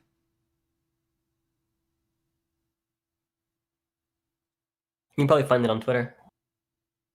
I'd rather not look it up on Twitter. I'd rather you find the videos and send them. Oh, okay. Considering I'm sharing my screen to YouTube. Coward. This isn't our channel.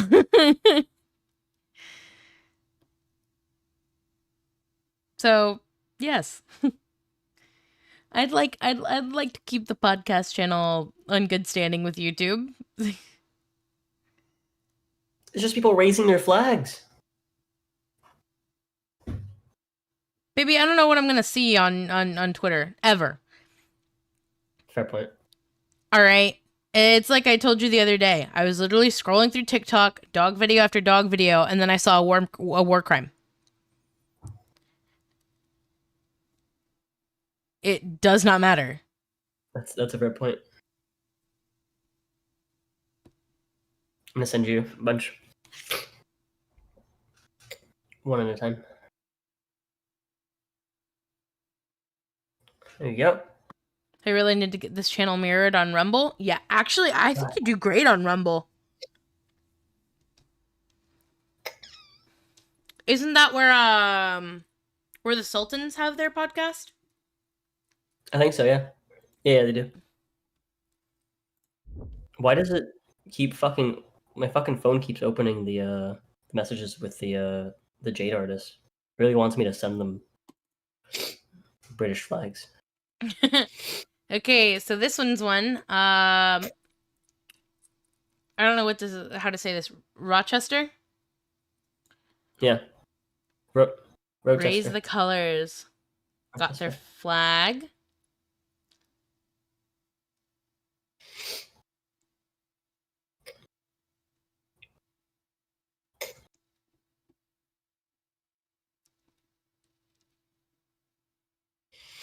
Apparently, Italy is also participating. That's a crazy display.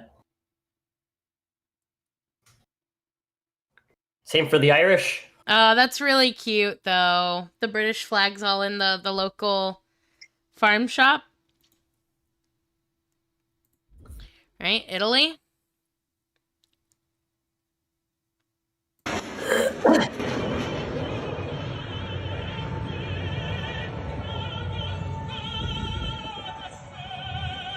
I don't know if this is specifically for Raise the Colors or if this is just an event that just so happened to line up. Maybe.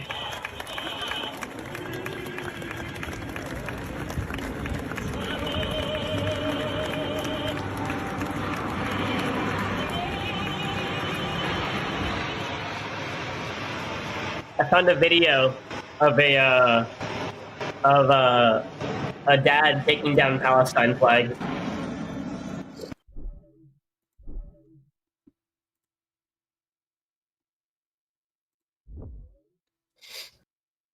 The Irish. Yeah. Wales is also raising their flag. All the way down the North Strand. Well done, boys and girls.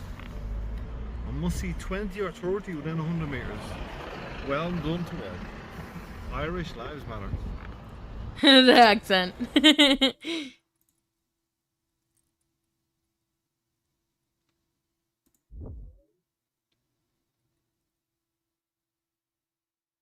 Is this actually someone raising the flag? Okay.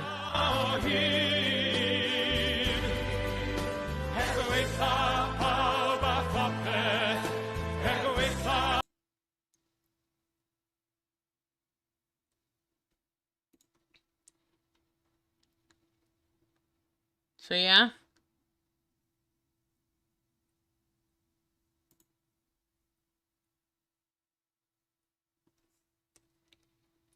Check this out. Did you watch it all the way through to make sure I could? Yeah.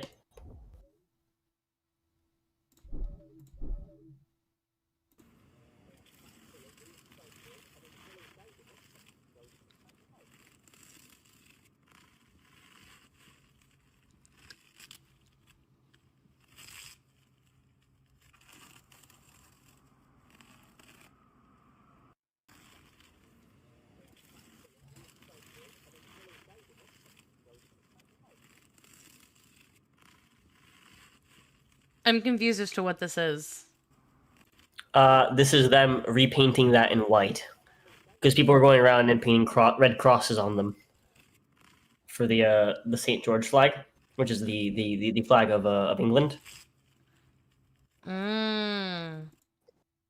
Do you have images of it being being painted? Yes, I actually just sent you a video of someone painting it on a town circle.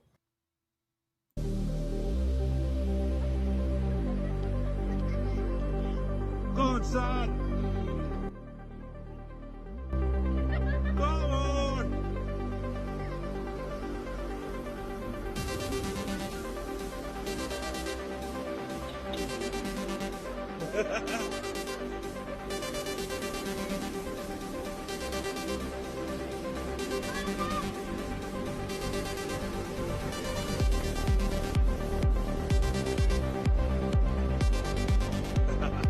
That's beautiful.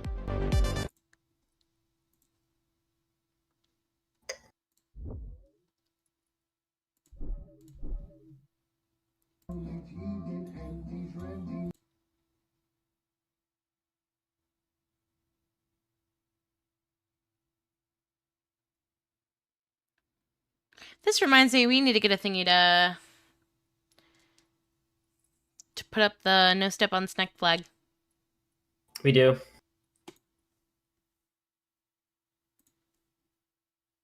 Okay, whatever are the last ones that you sent will be...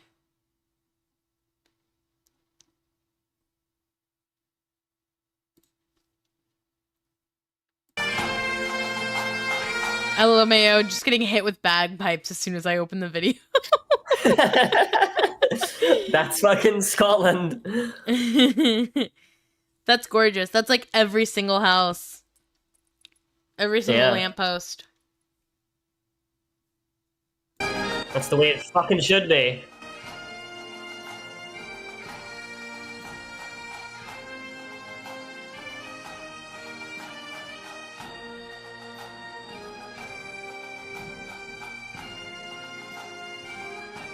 Yeah, they are literally everywhere. Well, we got Germans dropping their flags.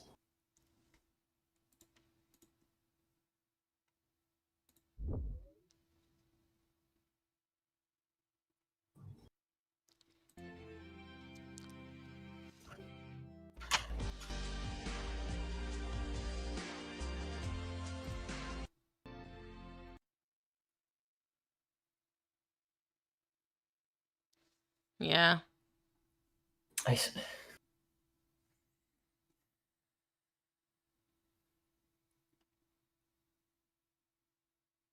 Women will find, no matter what the circumstance, I swear to God, women will always find a way to be fucking whores. Unbelievable. Look at the last thing I sent you.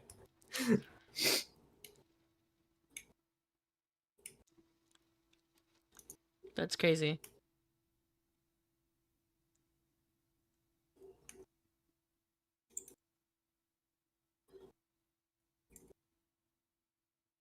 Oh, here's a. This is the last one I'm gonna send you. You can see there the crosswalks that were being basically repainted.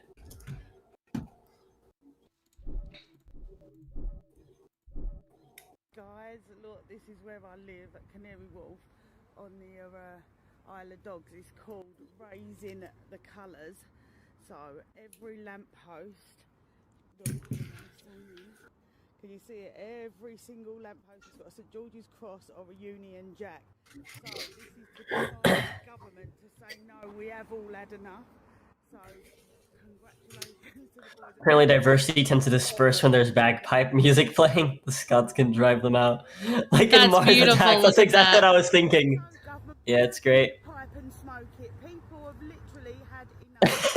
Everyone can let you know. Put that in your pipe and smoke it. Well said, lady. Yeah, show the government that we're sick of it. Put them all in your windows. Put them absolutely everywhere. I'm just so. Yeah, there's people painting their entire buildings to look like the fucking flag. But yeah. Love to see it. Yeah. Love to see it.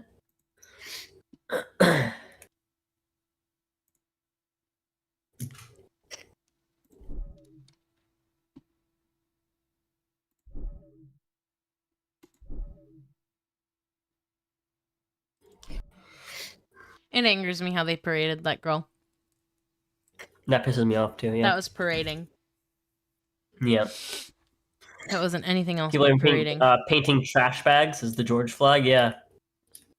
Yeah, you're seeing on everything. Ugh. I hope this ends up being more than just a color fest. I really do. Yeah. Like I hate to be that guy, but 100% this is a cult of violence. Like, this isn't enough. It really isn't. This isn't gonna make them go away. Speaking of Mars Attacks, I need to figure out what Mars Attacks is on, and I want to watch that for the next movie night. I've decided. It's either that or what's it called? Either that or I want to start watching Squid Game because I haven't seen it yet. Damn, I'm never gonna join you guys for movie night. Why? You don't like Squid Game? No, I can't stand that. Not season 2. Oh, I haven't seen season 1. Yeah, I don't want So we can just watch season 1 if you want. again, though. No, I'm good. Okay. Well, we're gonna watch Mars Attacks then next week. That's not what we're gonna a watch. thing I'd want to watch either. What? Why? So, What do you have against Mars Attacks? you're good. You can...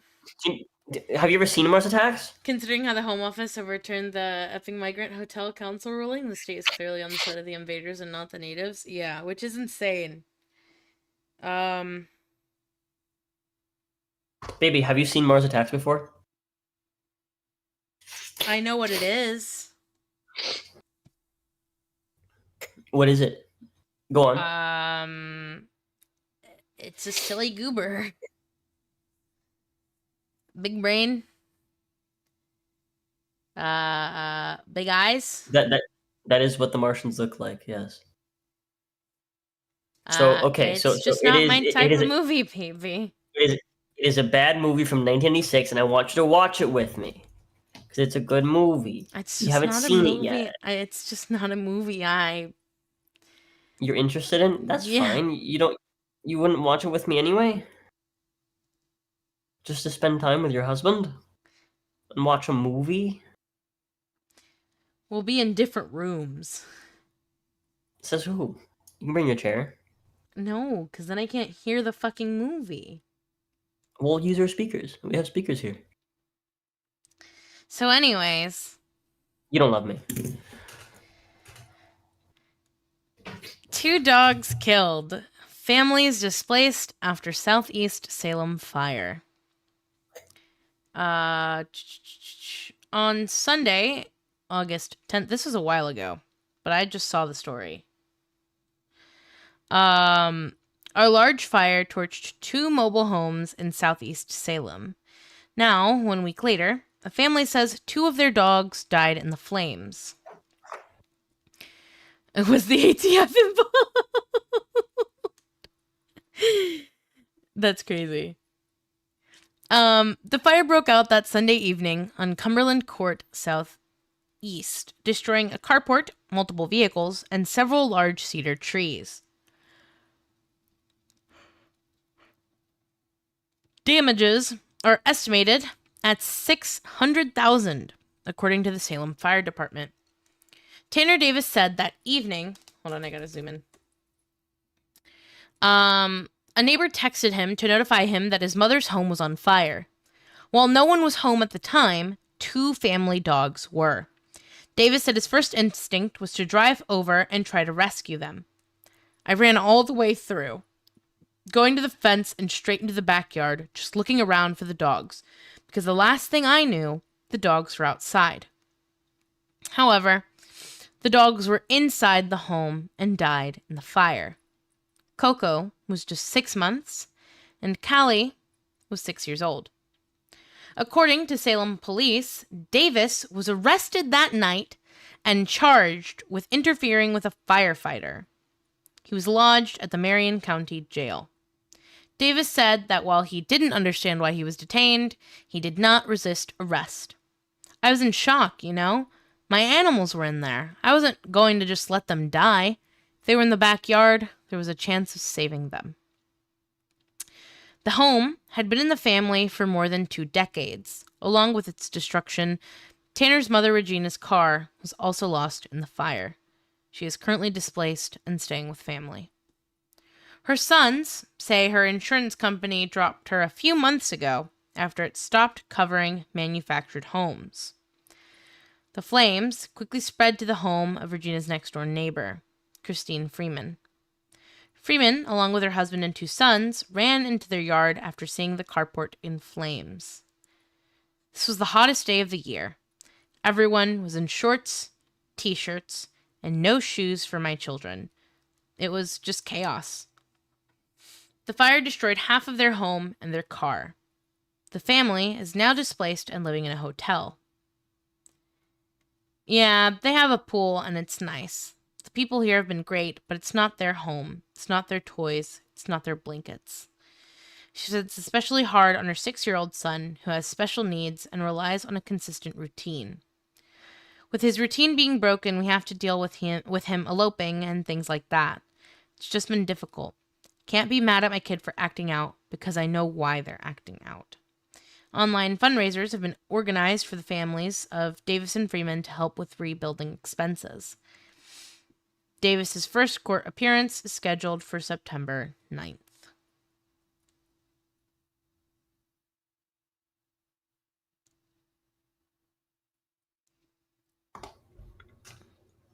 I have like nothing to say.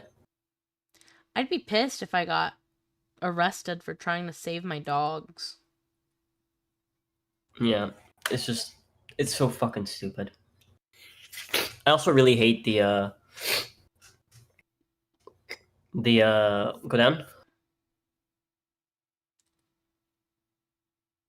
Where is it? The insurance, The company dropped her a few months ago after because they covering stopped manufactured covering homes. manufactured homes. This is something I was thinking about recently. Because when we had to get insurance for the truck, State Farm just straight up just denied us. They just would not give us an offer whatsoever. And it's just like, I think it's fucking ridiculous that in a country where you legally have to have insurance, insurance can deny you. Mm-hmm. What do you do then? What do you do if every insurance denies you? What do you do? Well, no, do you And remember? can't afford some like ridiculous. So I had to go through. So I currently have insurance through a company that's owned by the people that we bought the car from. Okay, that's who we have insurance with. Because the only insurance I could find locally, most of them were just denying me, and then one of them was just like, "Yeah, we'll do it, but it'll cost you like it was like $300 a month. It was ridiculous for like the one vehicle." And it's just like, this is part of why I think insurance is just a fucking scam. It's just the fact that you legally have to have it. You legally have to have it in order to, to not get fined or whatever. And then on top of that, this insurance is not something that is run by your government, the people that are, enforcing these laws. It's run by private companies. You see the problem here? This is the same reason why I don't like our medical system, and why Obamacare was a fucking mistake. It's the same fucking thing. It's the same fucking issue, which is you have the government legally enforcing you to purchase something consistently, something that you have to pay monthly forever, by the way. Legally enforcing you to have an expensive subscription with a private company. It's so fucking ridiculous. It's such clear corruption. Fucking hate it. It's stupid. Yeah, and Like, remember, if- it was illegal it's to not going have to- health insurance for a while. It's not illegal now. Yeah. But it used That was to because be. of Obamacare. That was because of Obamacare. That was To Obamacare. be fair. Wait, you said Obamacare made it illegal?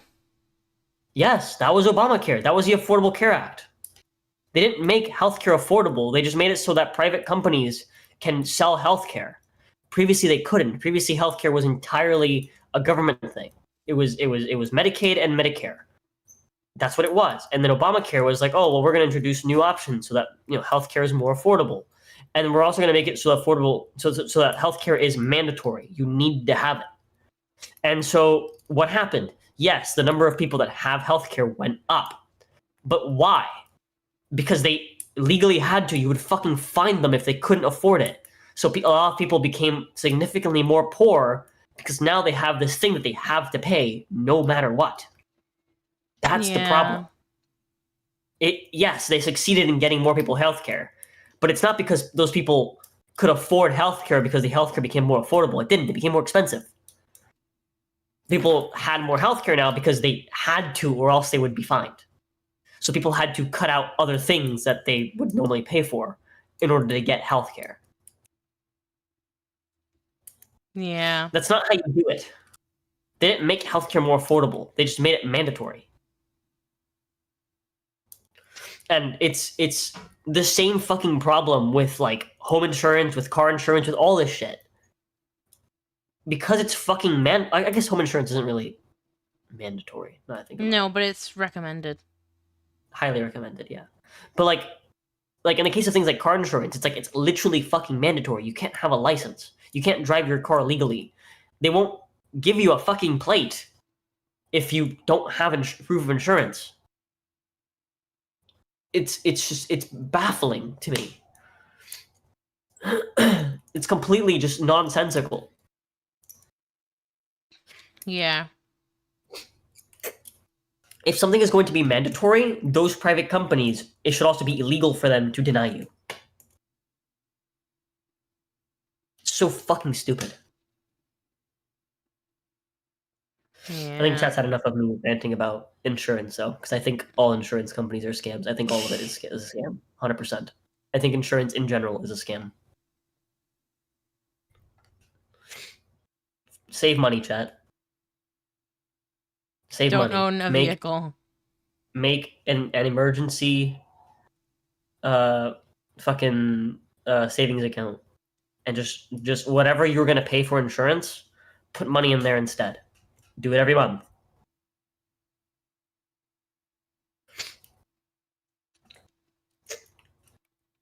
All right.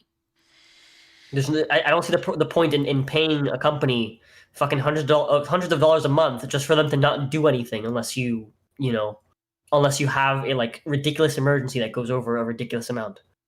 Deductibles are also stupid. It's just a way for these companies to get away with not paying you shit after you've already paid them.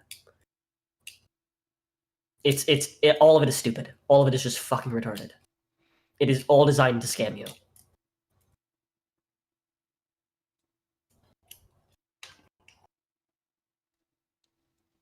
Health insurance is gay. Yeah, it's a scam. It's a scam. It's a straight up fucking scam. Yeah. Like it's Helmsley always compares it to a gamble. That's the way that he describes it. He describes it as a gamble. Like you're gambling when you do health insurance, or like when you get health insurance or insurance of any kind, you're essentially gambling with the company that you're, But the odds are very clearly stacked against you. Like very, very obviously stacked against you. Yeah. Okay. Baby. Yeah. This is your story. Taco Bell rethinks AI drive-thru after man orders 18,000 waters. You heard that right, chat. Water. Taco Bell is rethinking its use of artificial intelligence, AI, to power drive-thru restaurants in the US after comical videos of tech making mistakes were viewed millions of times. In one clip, a customer seemingly crashed the system by ordering 18,000 water cups. Water cups are free. While another person, a person got increasingly angry as the AI repeatedly asked him to add more drinks to his order. Since 2023, the fast food chain has introduced the technology at over 500 locations in the US with the aim of reducing mistakes and speeding up orders. But the AI seems to have served up the complete opposite. Taco Bell's, really quickly mention, I've been to, I don't think it was a Taco Bell, but I've been to a restaurant that had AI for their shit. It works great if you're not a fuckhead.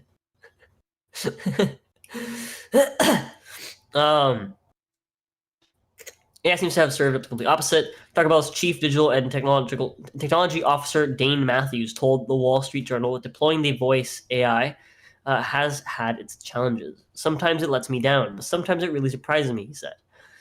He said the firm was learning a lot. They would now think carefully about where to use AI going forward, including not using it at drive-thrus. In particular, Mr. Matthews said, there are times when humans are a better place to take orders, especially when the restaurant gets busy. We'll help coach teams on when to use voice AI and when it's better to monitor or step in, he said. The issues have been building online as disgruntled customers take to social media to complain about the service, with many pointing out glitches and issues. One clip on Instagram, which has been viewed over 21.5 million times, showed a man ordering a large Mountain Dew and the AI voice continually replying, "And what will you drink with that?" A large Mountain Dew. And what will you drink with that? Okay, sure, your order will be you. $2,000. It's like, huh?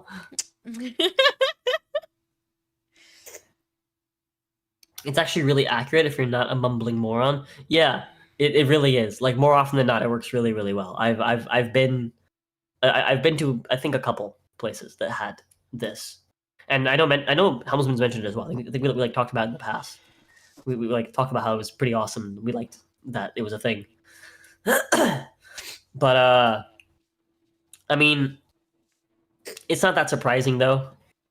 You know, like it's gonna have glitches. I understand glitches, but I bet you more often than not, it's just user error. It's the same people who shouldn't be the people that are appointed to work at the drive-thru trying to talk through a speaker while mumbling.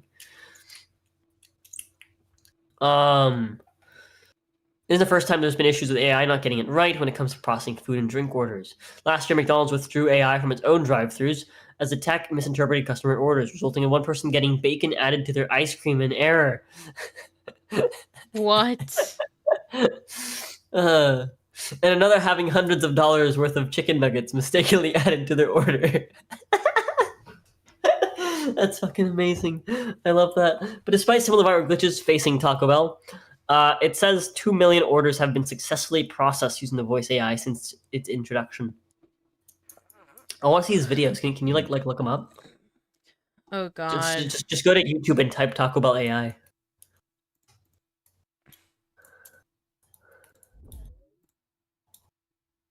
Ow. Oh look, it's us. Oh my god, it's us. That's crazy. It's us, chat. Drink with that. And what will you drink with that? I want a large Mountain Dew. And your drink?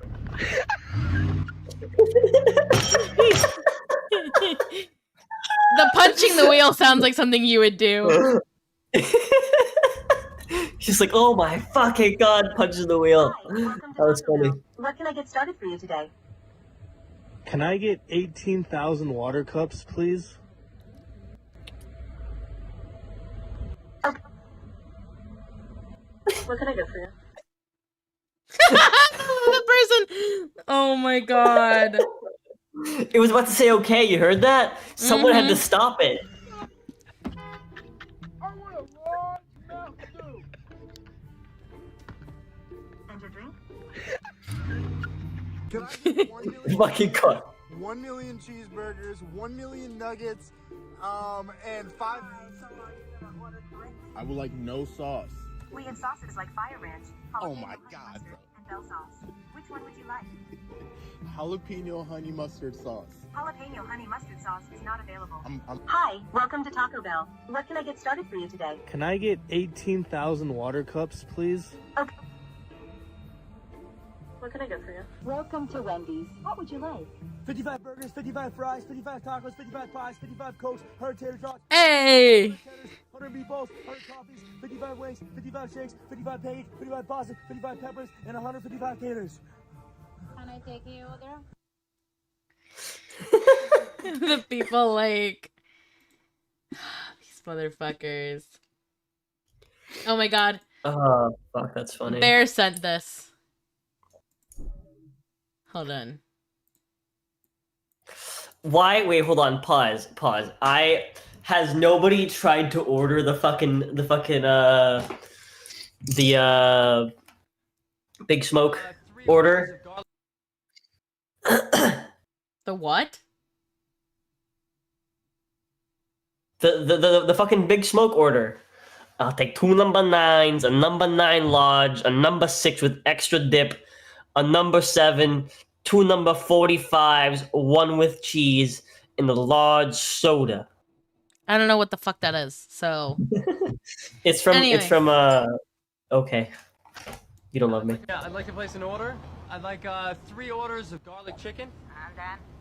Oh, hey, you guys want soup? Sure. Yeah, 3 orders of wonton soup. And then? Oh, some fortune cookies too. And then? No, that's it. And then? That's all I want. And then? And then, you can put it in a brown paper bag, because I'm ready to eat. I refuse to play your Chinese food mind games. No, and then. And then, I'm gonna come in there, and I'm gonna put my foot in your ass if you say and then again! And then. That's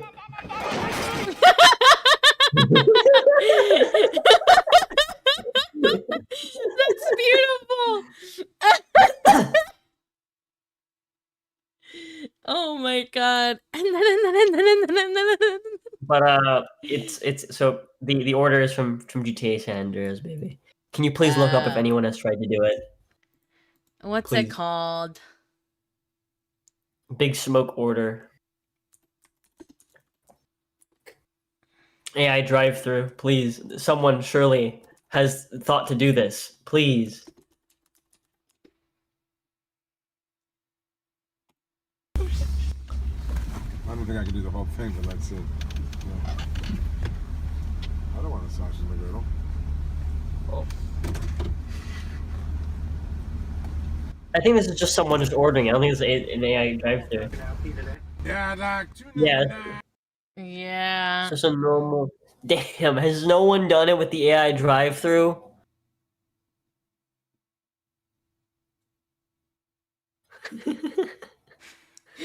I love this shit. Man.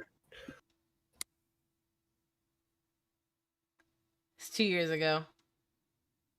Chat, someone has to do it. Someone has to do it.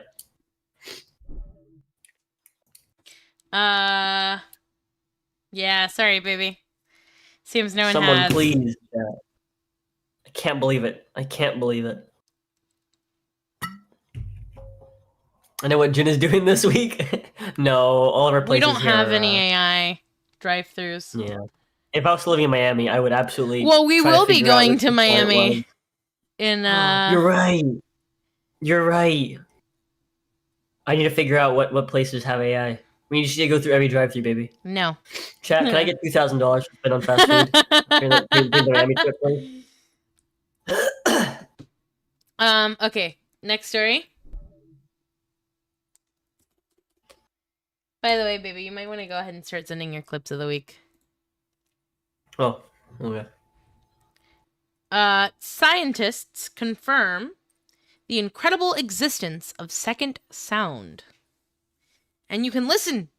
Wait, this is the article being read to you, I think. Yeah.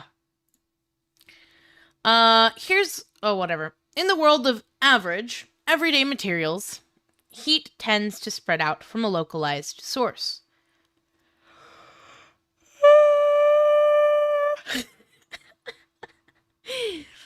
Drop a burning coal into a pot of water, and that liquid will slowly rise in temperature before its heat eventually dissipates. But the world is full of rare, exotic materials that don't exactly play by these thermal rules. Instead of spreading out, as one would expect, these superfluid quantum gases slosh heat side to side. It essentially propagates as a wave. Scientists call this behavior a material's second sound, the first being ordinary sound via a density wave. Although this phenomenon has been observed before, it's never been imaged. But recently, scientists at the Massachusetts Institute of Technology were finally able to capture this movement of pure heat by developing a new method of thermography. The results of this study were published in the journal Science and in a university press release, highlighting the achievement. MIT assistant professor and co-author Richard Fletcher continued the boiling pot analogy to describe the inherent strangeness of second sound in these exotic superfluids.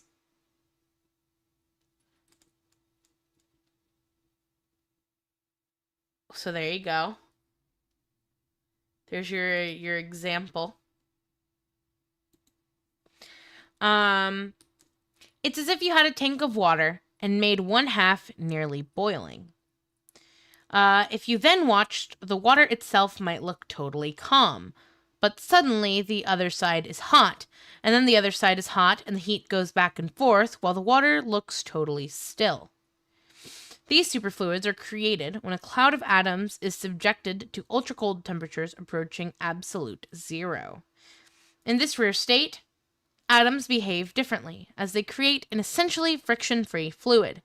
It's in this frictionless state that heat has been theorized to propagate like a wave. Okay, stop yawning for fuck's sake. You're making me yawn in response. I'm sorry! Second sound is the hallmark of superfluidity, but in ultra-cold gases, so far you could only see it in this faint reflection of the density ripples that go along with it. Lead author Martin Zwerlin said in a press statement, "The character of the heat wave could not be proven before." What's this? There's no, example? No? Okay. And that's it. I'm assuming this is what it looks like. No. Baby? Yes? I bring good news. Yes? Cracker Barrel Yes? is keeping the old logo. Yeah, but they're not fixing any of the other shit they broke. Nope, they're not. So, we thank our guests for sharing your voices and love for Cracker Barrel.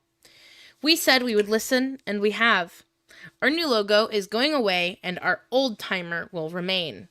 At Cracker Barrel, it's always been and always will be about serving up delicious food, warm welcomes, and the kind of country hospitality that feels like family. And racism. As a proud American institution, our about 70,000 hardworking employees look forward to welcoming you to our table soon. But yeah. I have another update to another story that we talked about forever ago.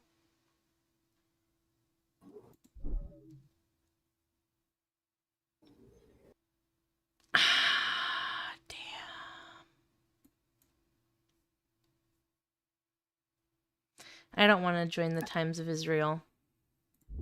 Greta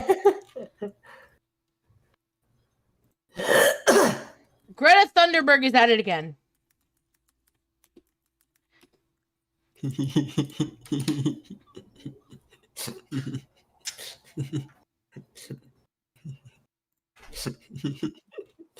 What? I forgot about this. Oh, well, aren't you glad I remembered? No, not that. The thing I just sent. I saw it yesterday while I was in the party, and I saved it.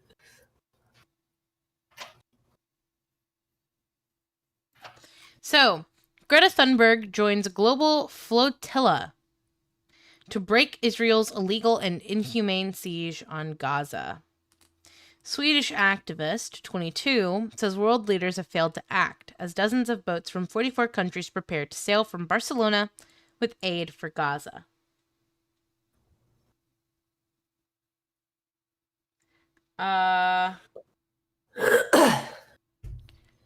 So this already happened. This is old. Baby. No, this is from 4 hours ago. Did she do it again? She's doing it again. I literally said that when I opened up this thing. Are we sure they're not just covering an old thing? Baby.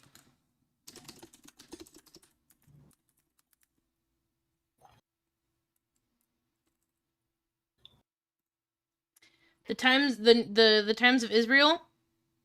Yeah. She literally departed, not long ago. All of these are from, a few hours ago. 3 weeks ago, Greta Thunberg says she will take part in another flotilla to Gaza. Oh my god, okay. I literally looked at the information before opening it up. Yes, I am sure.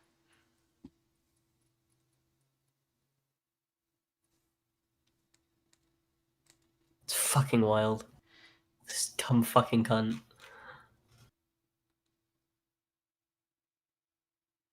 Swedish climate activist Greta Thunberg is set to join a new international flotilla aiming to break Israel's blockade of Gaza, organizers said Saturday. The flotilla, scheduled to depart from Barcelona on Sunday, is part of a campaign led by a group called the Global Samud Flotilla, named after the Arabic word for perseverance. Arabic. I don't give a fuck. It should not have to be up to us, said Thunberg, in a video released earlier this month alongside fellow activists. A mission like this should not have to exist. It is the responsibility of countries, of our governments, and elected officials to act to try to uphold international law, to prevent war crimes, to prevent genocide. That is their legal duty to do, and they are failing to do so, thereby betraying Palestinians, but also all of humanity. The group says vessels from 44 countries are participating, forming what it calls the largest solidarity mission since Israel imposed its blockade on Gaza after Hamas had taken control of the enclave 18 years ago. They plan to deliver humanitarian aid and symbolically open a humanitarian corridor to the besieged territory. Thunberg, who shifted her activism towards Gaza in the months following the October 7th Hamas-led assault on Israel, previously attempted to reach Gaza aboard the Madeleine flotilla in June. That ship was intercepted by the Israeli Navy and brought to shore without injuries. The foreign ministry at the time labeled the vessel the selfie yacht and said it had ignored warnings to steer clear of Gaza's coast. Our aim is to get to Gaza, to deliver the humanitarian aid, announce the openings of a humanitarian corridor, and then bring more aid, and thus also break Israel's illegal and inhumane siege on Gaza. Brazilian activist Thiago Avila, speaking to reporters in Barcelona, described the mission as unprecedented. This will be the largest solidarity mission in history, with more people and more boats than all previous attempts combined. While organizers have not disclosed the number of boats departing from Barcelona or their exact time of departure, they emphasize the peaceful nature of their mission. Earlier this month, the United Nations declared a famine in Gaza, citing what it called Israel's systematic obstruction of aid deliveries, a claim strongly rejected by Israeli authorities. 2 flotilla attempts in June and July were previously stopped by the Israeli Navy, with participants detained and later deported.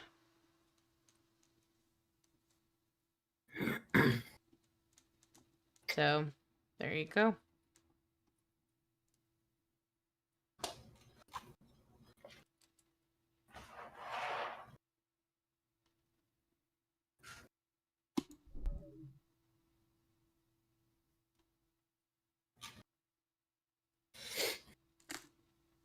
Punk rocker dinosaur was covered in long spikes and armor.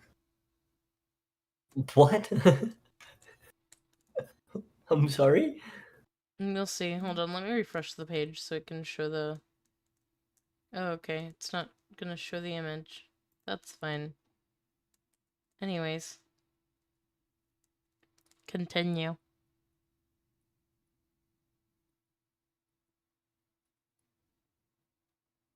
Oh, do you want me to read this one? Yeah, I'm out of water and my throat hurts. Okay. I'm also out of root beer.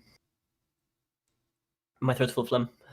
But a dinosaur dubbed one of the strangest ever found boasted an elaborate armory of long bony spikes and a tail weapon, according to findings published in the science journal Nature. Spicomelus. It's a great name. Which roamed the Earth 165 million years ago, is the world's oldest ankylosaur. Yeah, ankylosaur, a herbivore group of dinosaurs known for their tank-like bodies. Paleontologist image of Spicomelus was based on a single rib bone found in Morocco in 2019. But newly discovered remains have helped scientists form a clearer picture of the unusual dinosaur. The fossils show that it had bony spikes fused onto all of its ribs, something never seen before in any other vertebrate species, living or extinct, according to the research published Wednesday.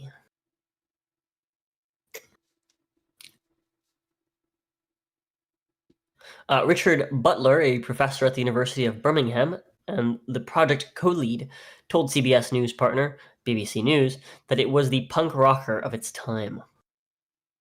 Yeah, look at that fucking like neck spikes on that boy.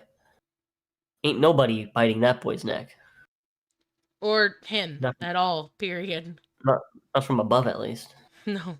He's got like an umbrella to shield him from death. An umbrella of spikes. Butler called the fossils an incredibly significant discovery, adding that Spicomelus is one of the strangest dinosaurs that we've ever discovered. Butler's project co-leader, Susanna Maidment, of the Natural History Museum in London, added that it was surprising that the spikes were fused directly onto the bone. The BBC reported. We don't see that in any other animal, living or extinct, she said. It's absolutely covered in really weird spikes and protrusions all over the back of the animal, including a bony collar that wraps around its neck and some sort of weapon on the end of its tail. So a most unusual dinosaur. The discovery is so unusual that Butler and Maidment... I'm sorry, what are the odds that people working together are named Butler and Maid for their last names?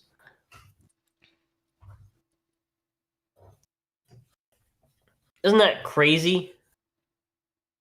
Yeah. Am I the only one excited about this? A little. Anyways, the discovery is so unusual that Butler and Maidment are considering whether the theories on how ankylosaurs evolved should be reassessed. These dinosaurs survived late into the time dinosaurs were on Earth, in a period known as the Cretaceous, the BBC reported. The end of this period saw the emergence of large carnivorous predators, such as T-Rex, so it had been thought that ankylosaurs started off with simple, small armored plates on their back, which then became larger and more extensive to protect themselves from these big beasts, according to Butler. If you had asked me what I would have expected the oldest known ankylosaur to look like, I would have said something with quite simple armor, Butler told BBC News. Instead, we have an animal bristling with spikes like a hedgehog, the most bizarre armor that we've ever found in any animal, far outside the range of armor seen in later ankylosaurs. Man, that's the story from CBS. All right. So chat. First of all, I want to say, since we talked about the ads, the Gap and the American Eagle ads. All right. I would like to show. Hold on.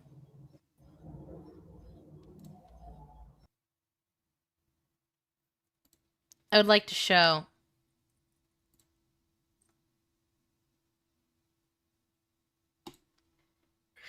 Sydney Sweeney's American Eagle ad. 8.2 million views a month ago. All right. Cat's Eyes, 11 days ago, is now at 11 million. That's all. Thank you for coming to my TED Talk.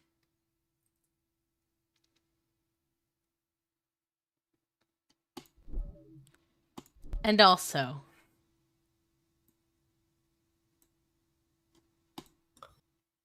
oh wait, I can't hear it. Replay it. Handed down from my parents before me and their parents before them. My genes. Can you restart it? I did. Oh no, wait. Okay. It just starts with handed down, okay. Tiffany Fong has yellow genes.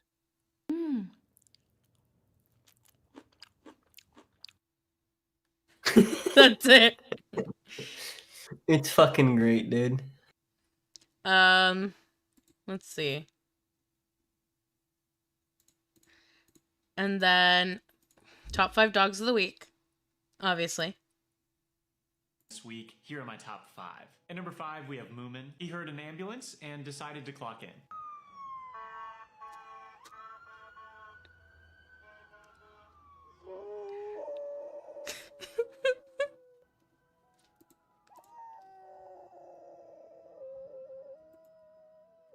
And number 4, we have Parker. He's being watched by some friends while his humans are out of town. They were told his release command for mealtime is a kiss on the forehead. Okay. Sit.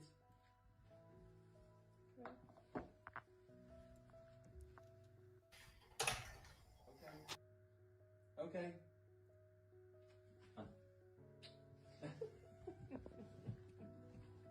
And number 3, we have Coco. I just wanted you to see her and her spectacular tooth.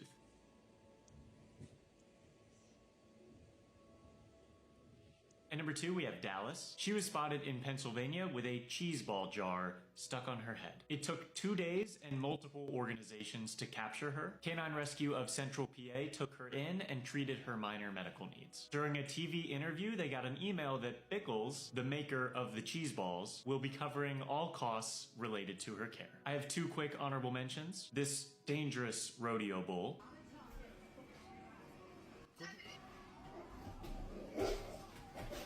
And this hungry hippo.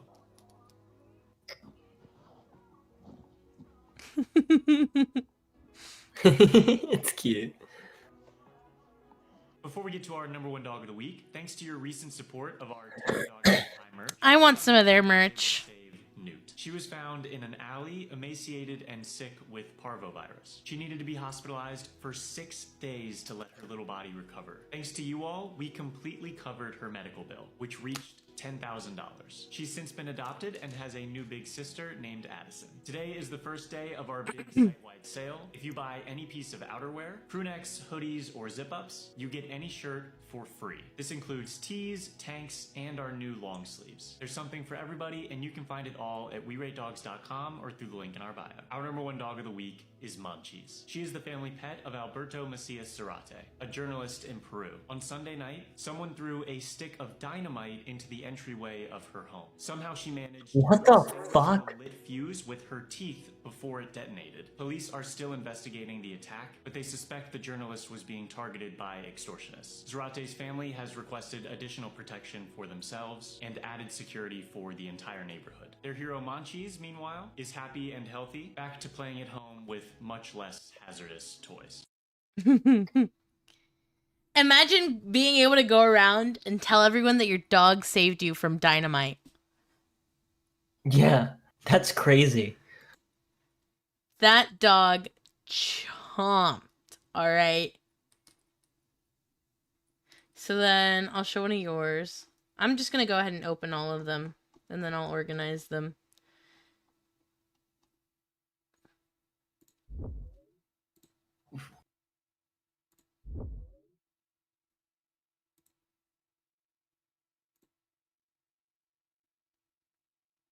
I have to, like, scroll and figure out.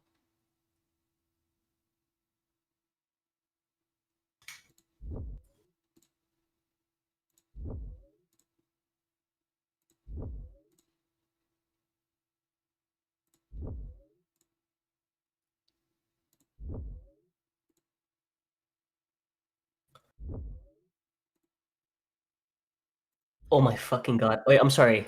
I know we're already in the clips of the week section, but I was casually browsing X because that's where I was grabbing all the stuff that I sent you from, and I came across this.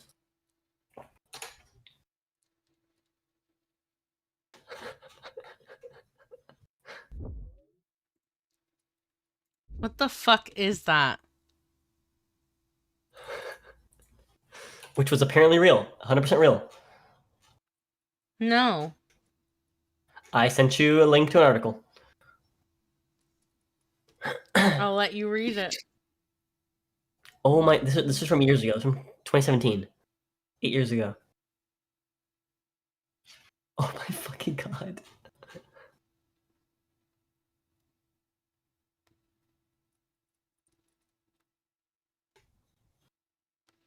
So do you want to read it or no? No, it was taken down. TLDR. Well, yeah. It was apparently part of an art exhibition. Oh boy, is it time for my ones? Is it time for my ones? I'm putting them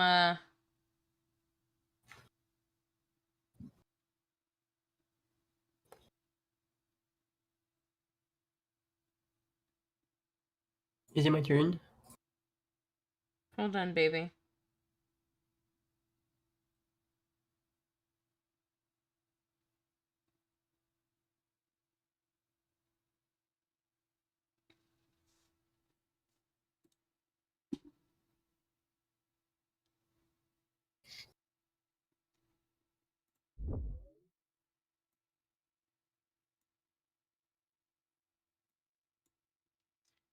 Okay.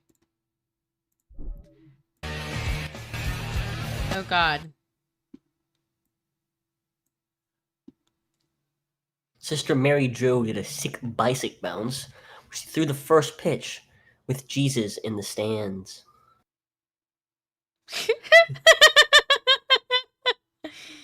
I don't know why. I was like, I don't know what I was expecting.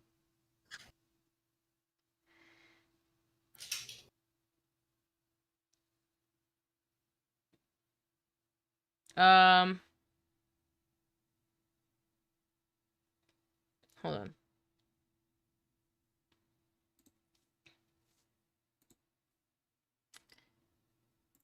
So then, oh my God. I showed you this one, baby.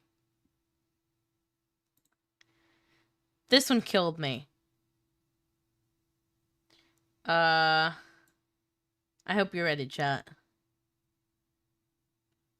Oh my God, look at that fat bitch over there. She looks like a beached whale. Little Miss Piggy finally made it off of Sesame Street.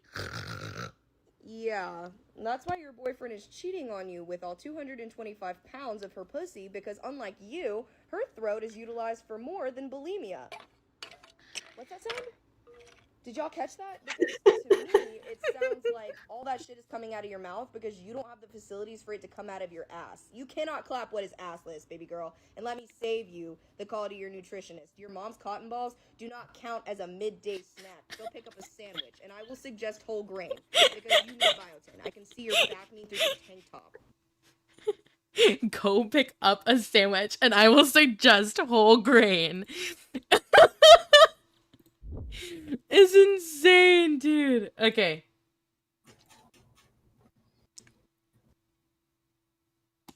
So then there's... Oh my God, I remember this.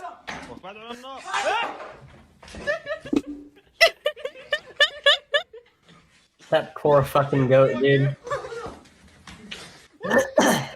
Why does that goat want poor to die? fucking goat. Because it's living with fucking Muslims. That's why. Those are the wives.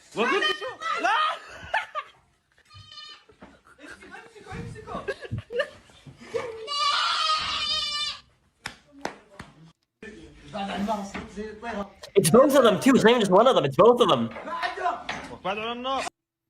That's the white one. Oh God. I heard goats like to burn themselves to get parasites off of them, but I just think they're fucking retarded. It was either the fire gets you living with a Muslim husband. I'd choose the fire too. Yeah. Yeah, both of them jumped into the fire. It wasn't just the first one. Yeah, it was one of the babies. Okay. Disgusting. This is very satisfying. Are you ready? Yeah.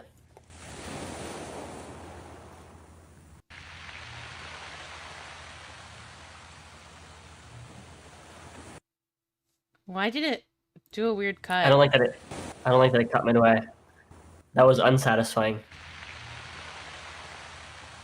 Oh, that's better. Oh, beautiful. That was great.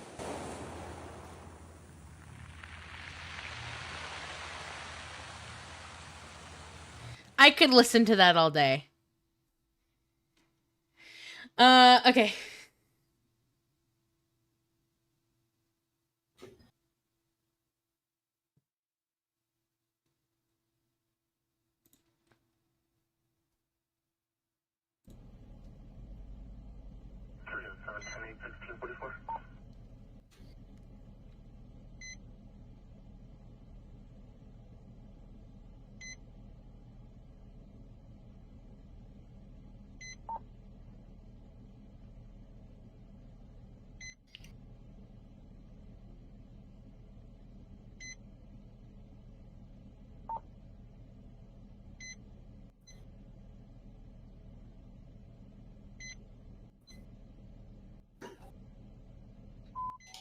2 officer, special attention, Boone County. Center driving at 4 minutes ago, US 63 northbound from Route H. Henry. Center driving 4 minutes ago, US 63 northbound from Route H. Henry. It's white hooded van. That's crazy. White hooded van says Imperial Shuttle making unsafe passage. That shit is so fucking heavy. Machines roll those up. Not even people. Yeah. It's crazy. So that is insane. Absolute Giga Chad. I want to watch him do it again. Same.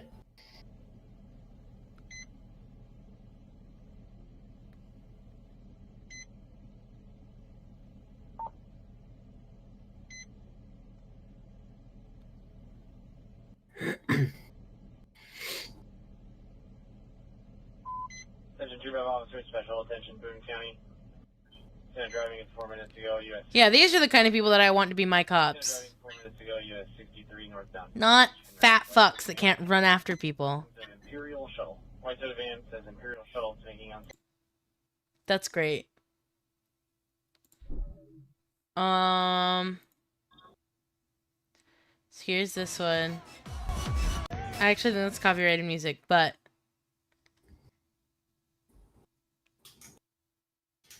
it's so much funnier with the music. Can I play it with the music? Yeah, it's fine. We're not monetized.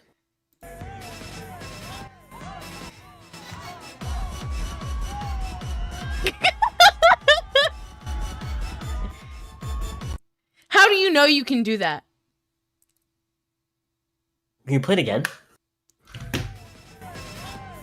She's moving on her fingers and on her feet.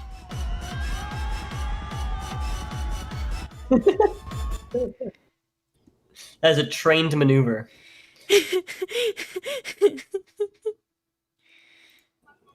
Okay. There's this.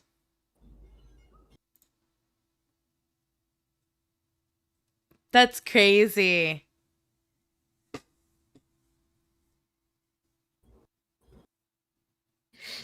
Yeah, this is funny. I like what the guy on the right looks like. He's like, Yeah, they're very... That guy on the right looks like a fucking Muppet, like straight up. Yeah.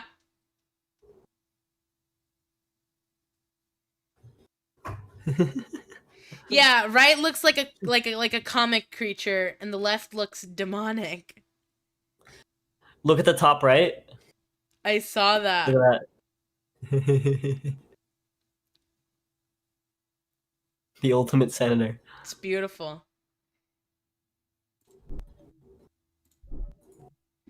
This is my favorite thing.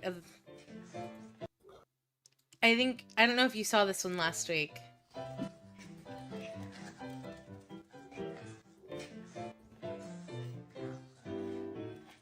Greenie, Greenie, it's time to get your Greenie. Greenie, Greenie, Greenie time again. Wait, did I send this one last time? I don't remember. Greenie time again.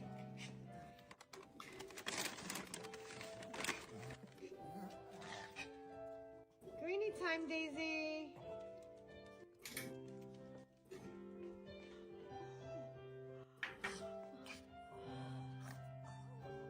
Good girl. Good girl.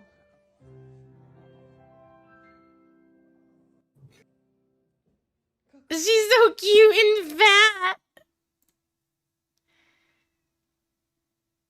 Yes, you have sent that, baby. Okay. Can we see it again? Why? It's funny. We still have so many to go through. You literally sent a 2-minute video, baby. It's taken me 3 months to complete my new... What did... This. How did he build this? I need to know. Yeah. What do you think of the sky I made? Let me be clear, this is not AI. Yeah, it's taken me 3 months to complete my new cat town. You literally see him building it. So, like, you know? But where? Yeah, like where is he? I have That's so what I many was thinking questions. of when I saw it. I was like, no way this man has like a warehouse for his cats.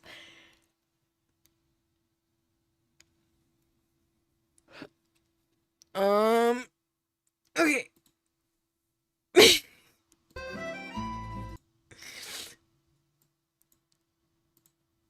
Look at this baby.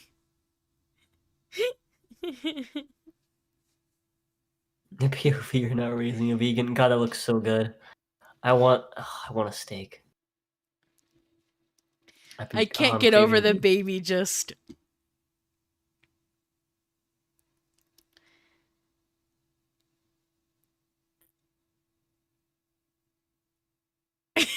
No thoughts behind those eyes. Just food. Oh. Oh my god. What? I'm not gonna lie, that would be annoying after some point, right? Like, I mean, it'd be like, I don't know, if it wow, happen- beautiful. And then you'd just get If like it petals happens rarely constantly enough. hitting your face. Again, if it happens rarely enough, I mean,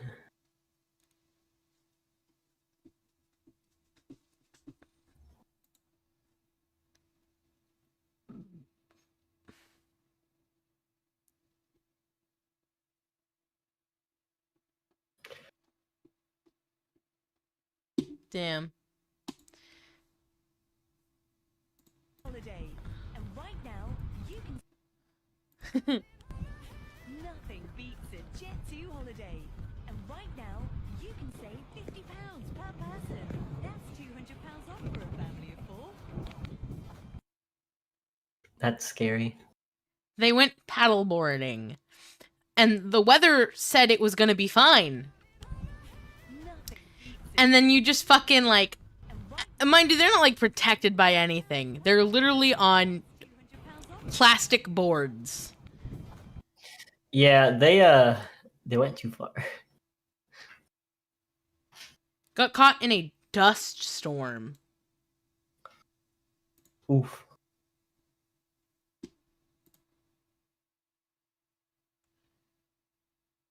What Carnival Cruise ad? Comes when you'll have to send it again.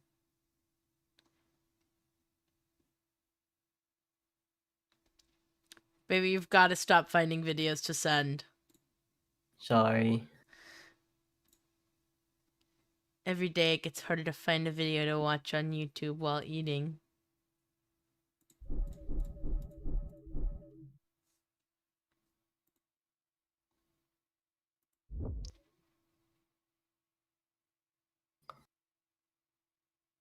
Taking a bath, long about a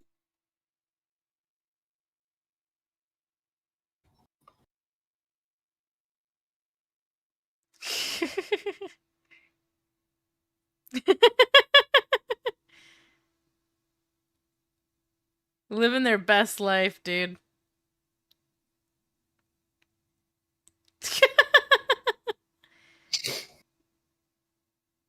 That hotel probably hated them.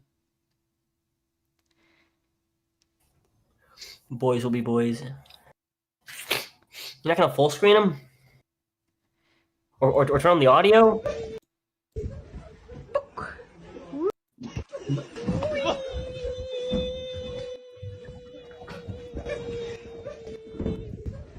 The Wii is integral to the experience. Okay.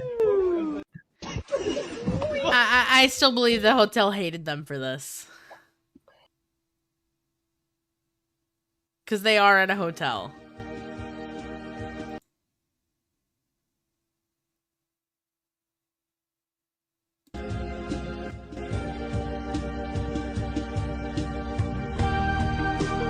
What just happened?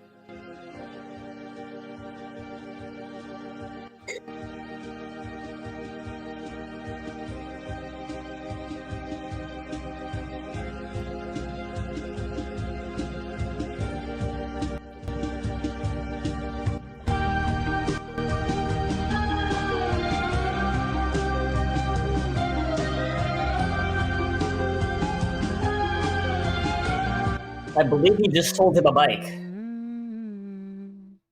I believe he gave him a discount.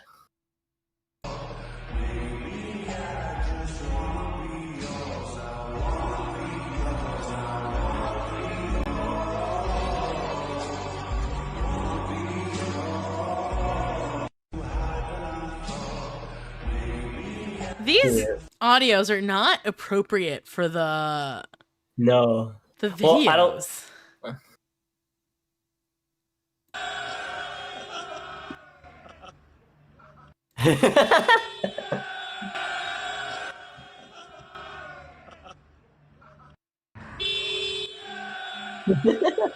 God. Beautiful. Yeah.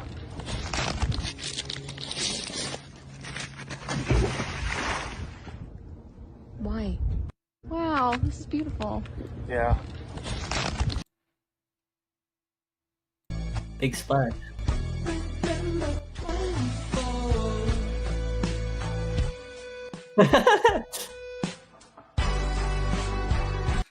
When I'm back in Chicago, I feel it. Might be going to the hospital tonight, guys. Not for me. For these two idiots.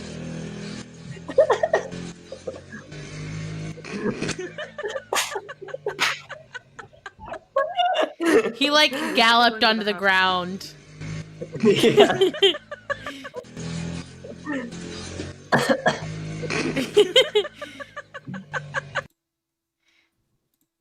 Oh, that's amazing.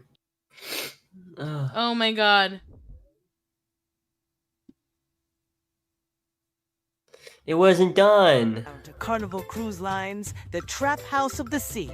Be sure to bring your EBT card so you can enjoy malt liquor and the finest loud this side of the unemployment line. And don't forget to bring those hands. We don't want you to catch a fade while you twerk your funky pussy all over the dance floor. Be as loud as fucking possible. Live your goddamn truth and catch some motherfucking hands while you wear your life vest at the splash pad.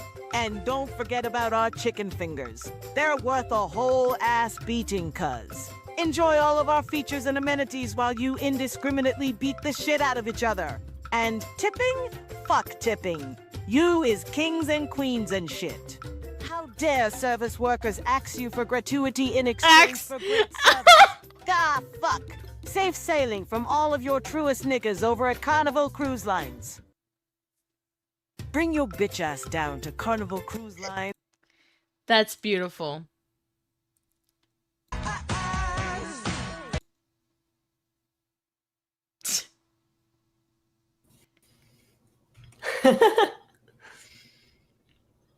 They almost smooched. Not on camera. Oh god.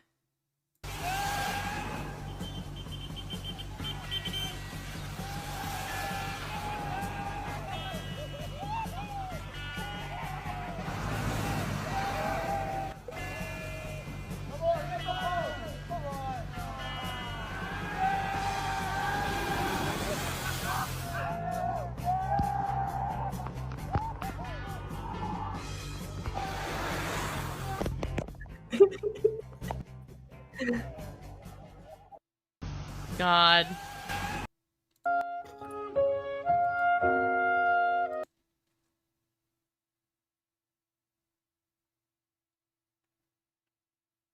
That rat is ill. No, that rat is a friend.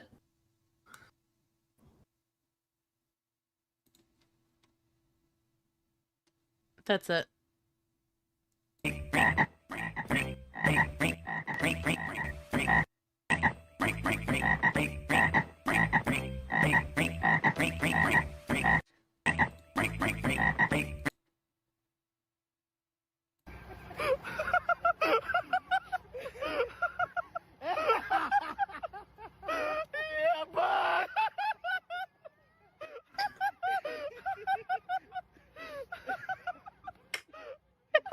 They're running away. Okay. I mean, I know rats are common pets, but wild rats shouldn't just approach people. Anyways, Chat. That was it for today. This was like a really short podcast episode. I try my best to extend it with videos and rants. But there I ranted wasn't as like as I could. much commenting on the news this week. It was all just like matter of fact. Yeah. So, anyways, chat, thank you so much for stopping by. Really appreciate you guys. Y'all are really slay. And yeah. Bye. Don't forget to go fuck yourself. It's healthy, chat.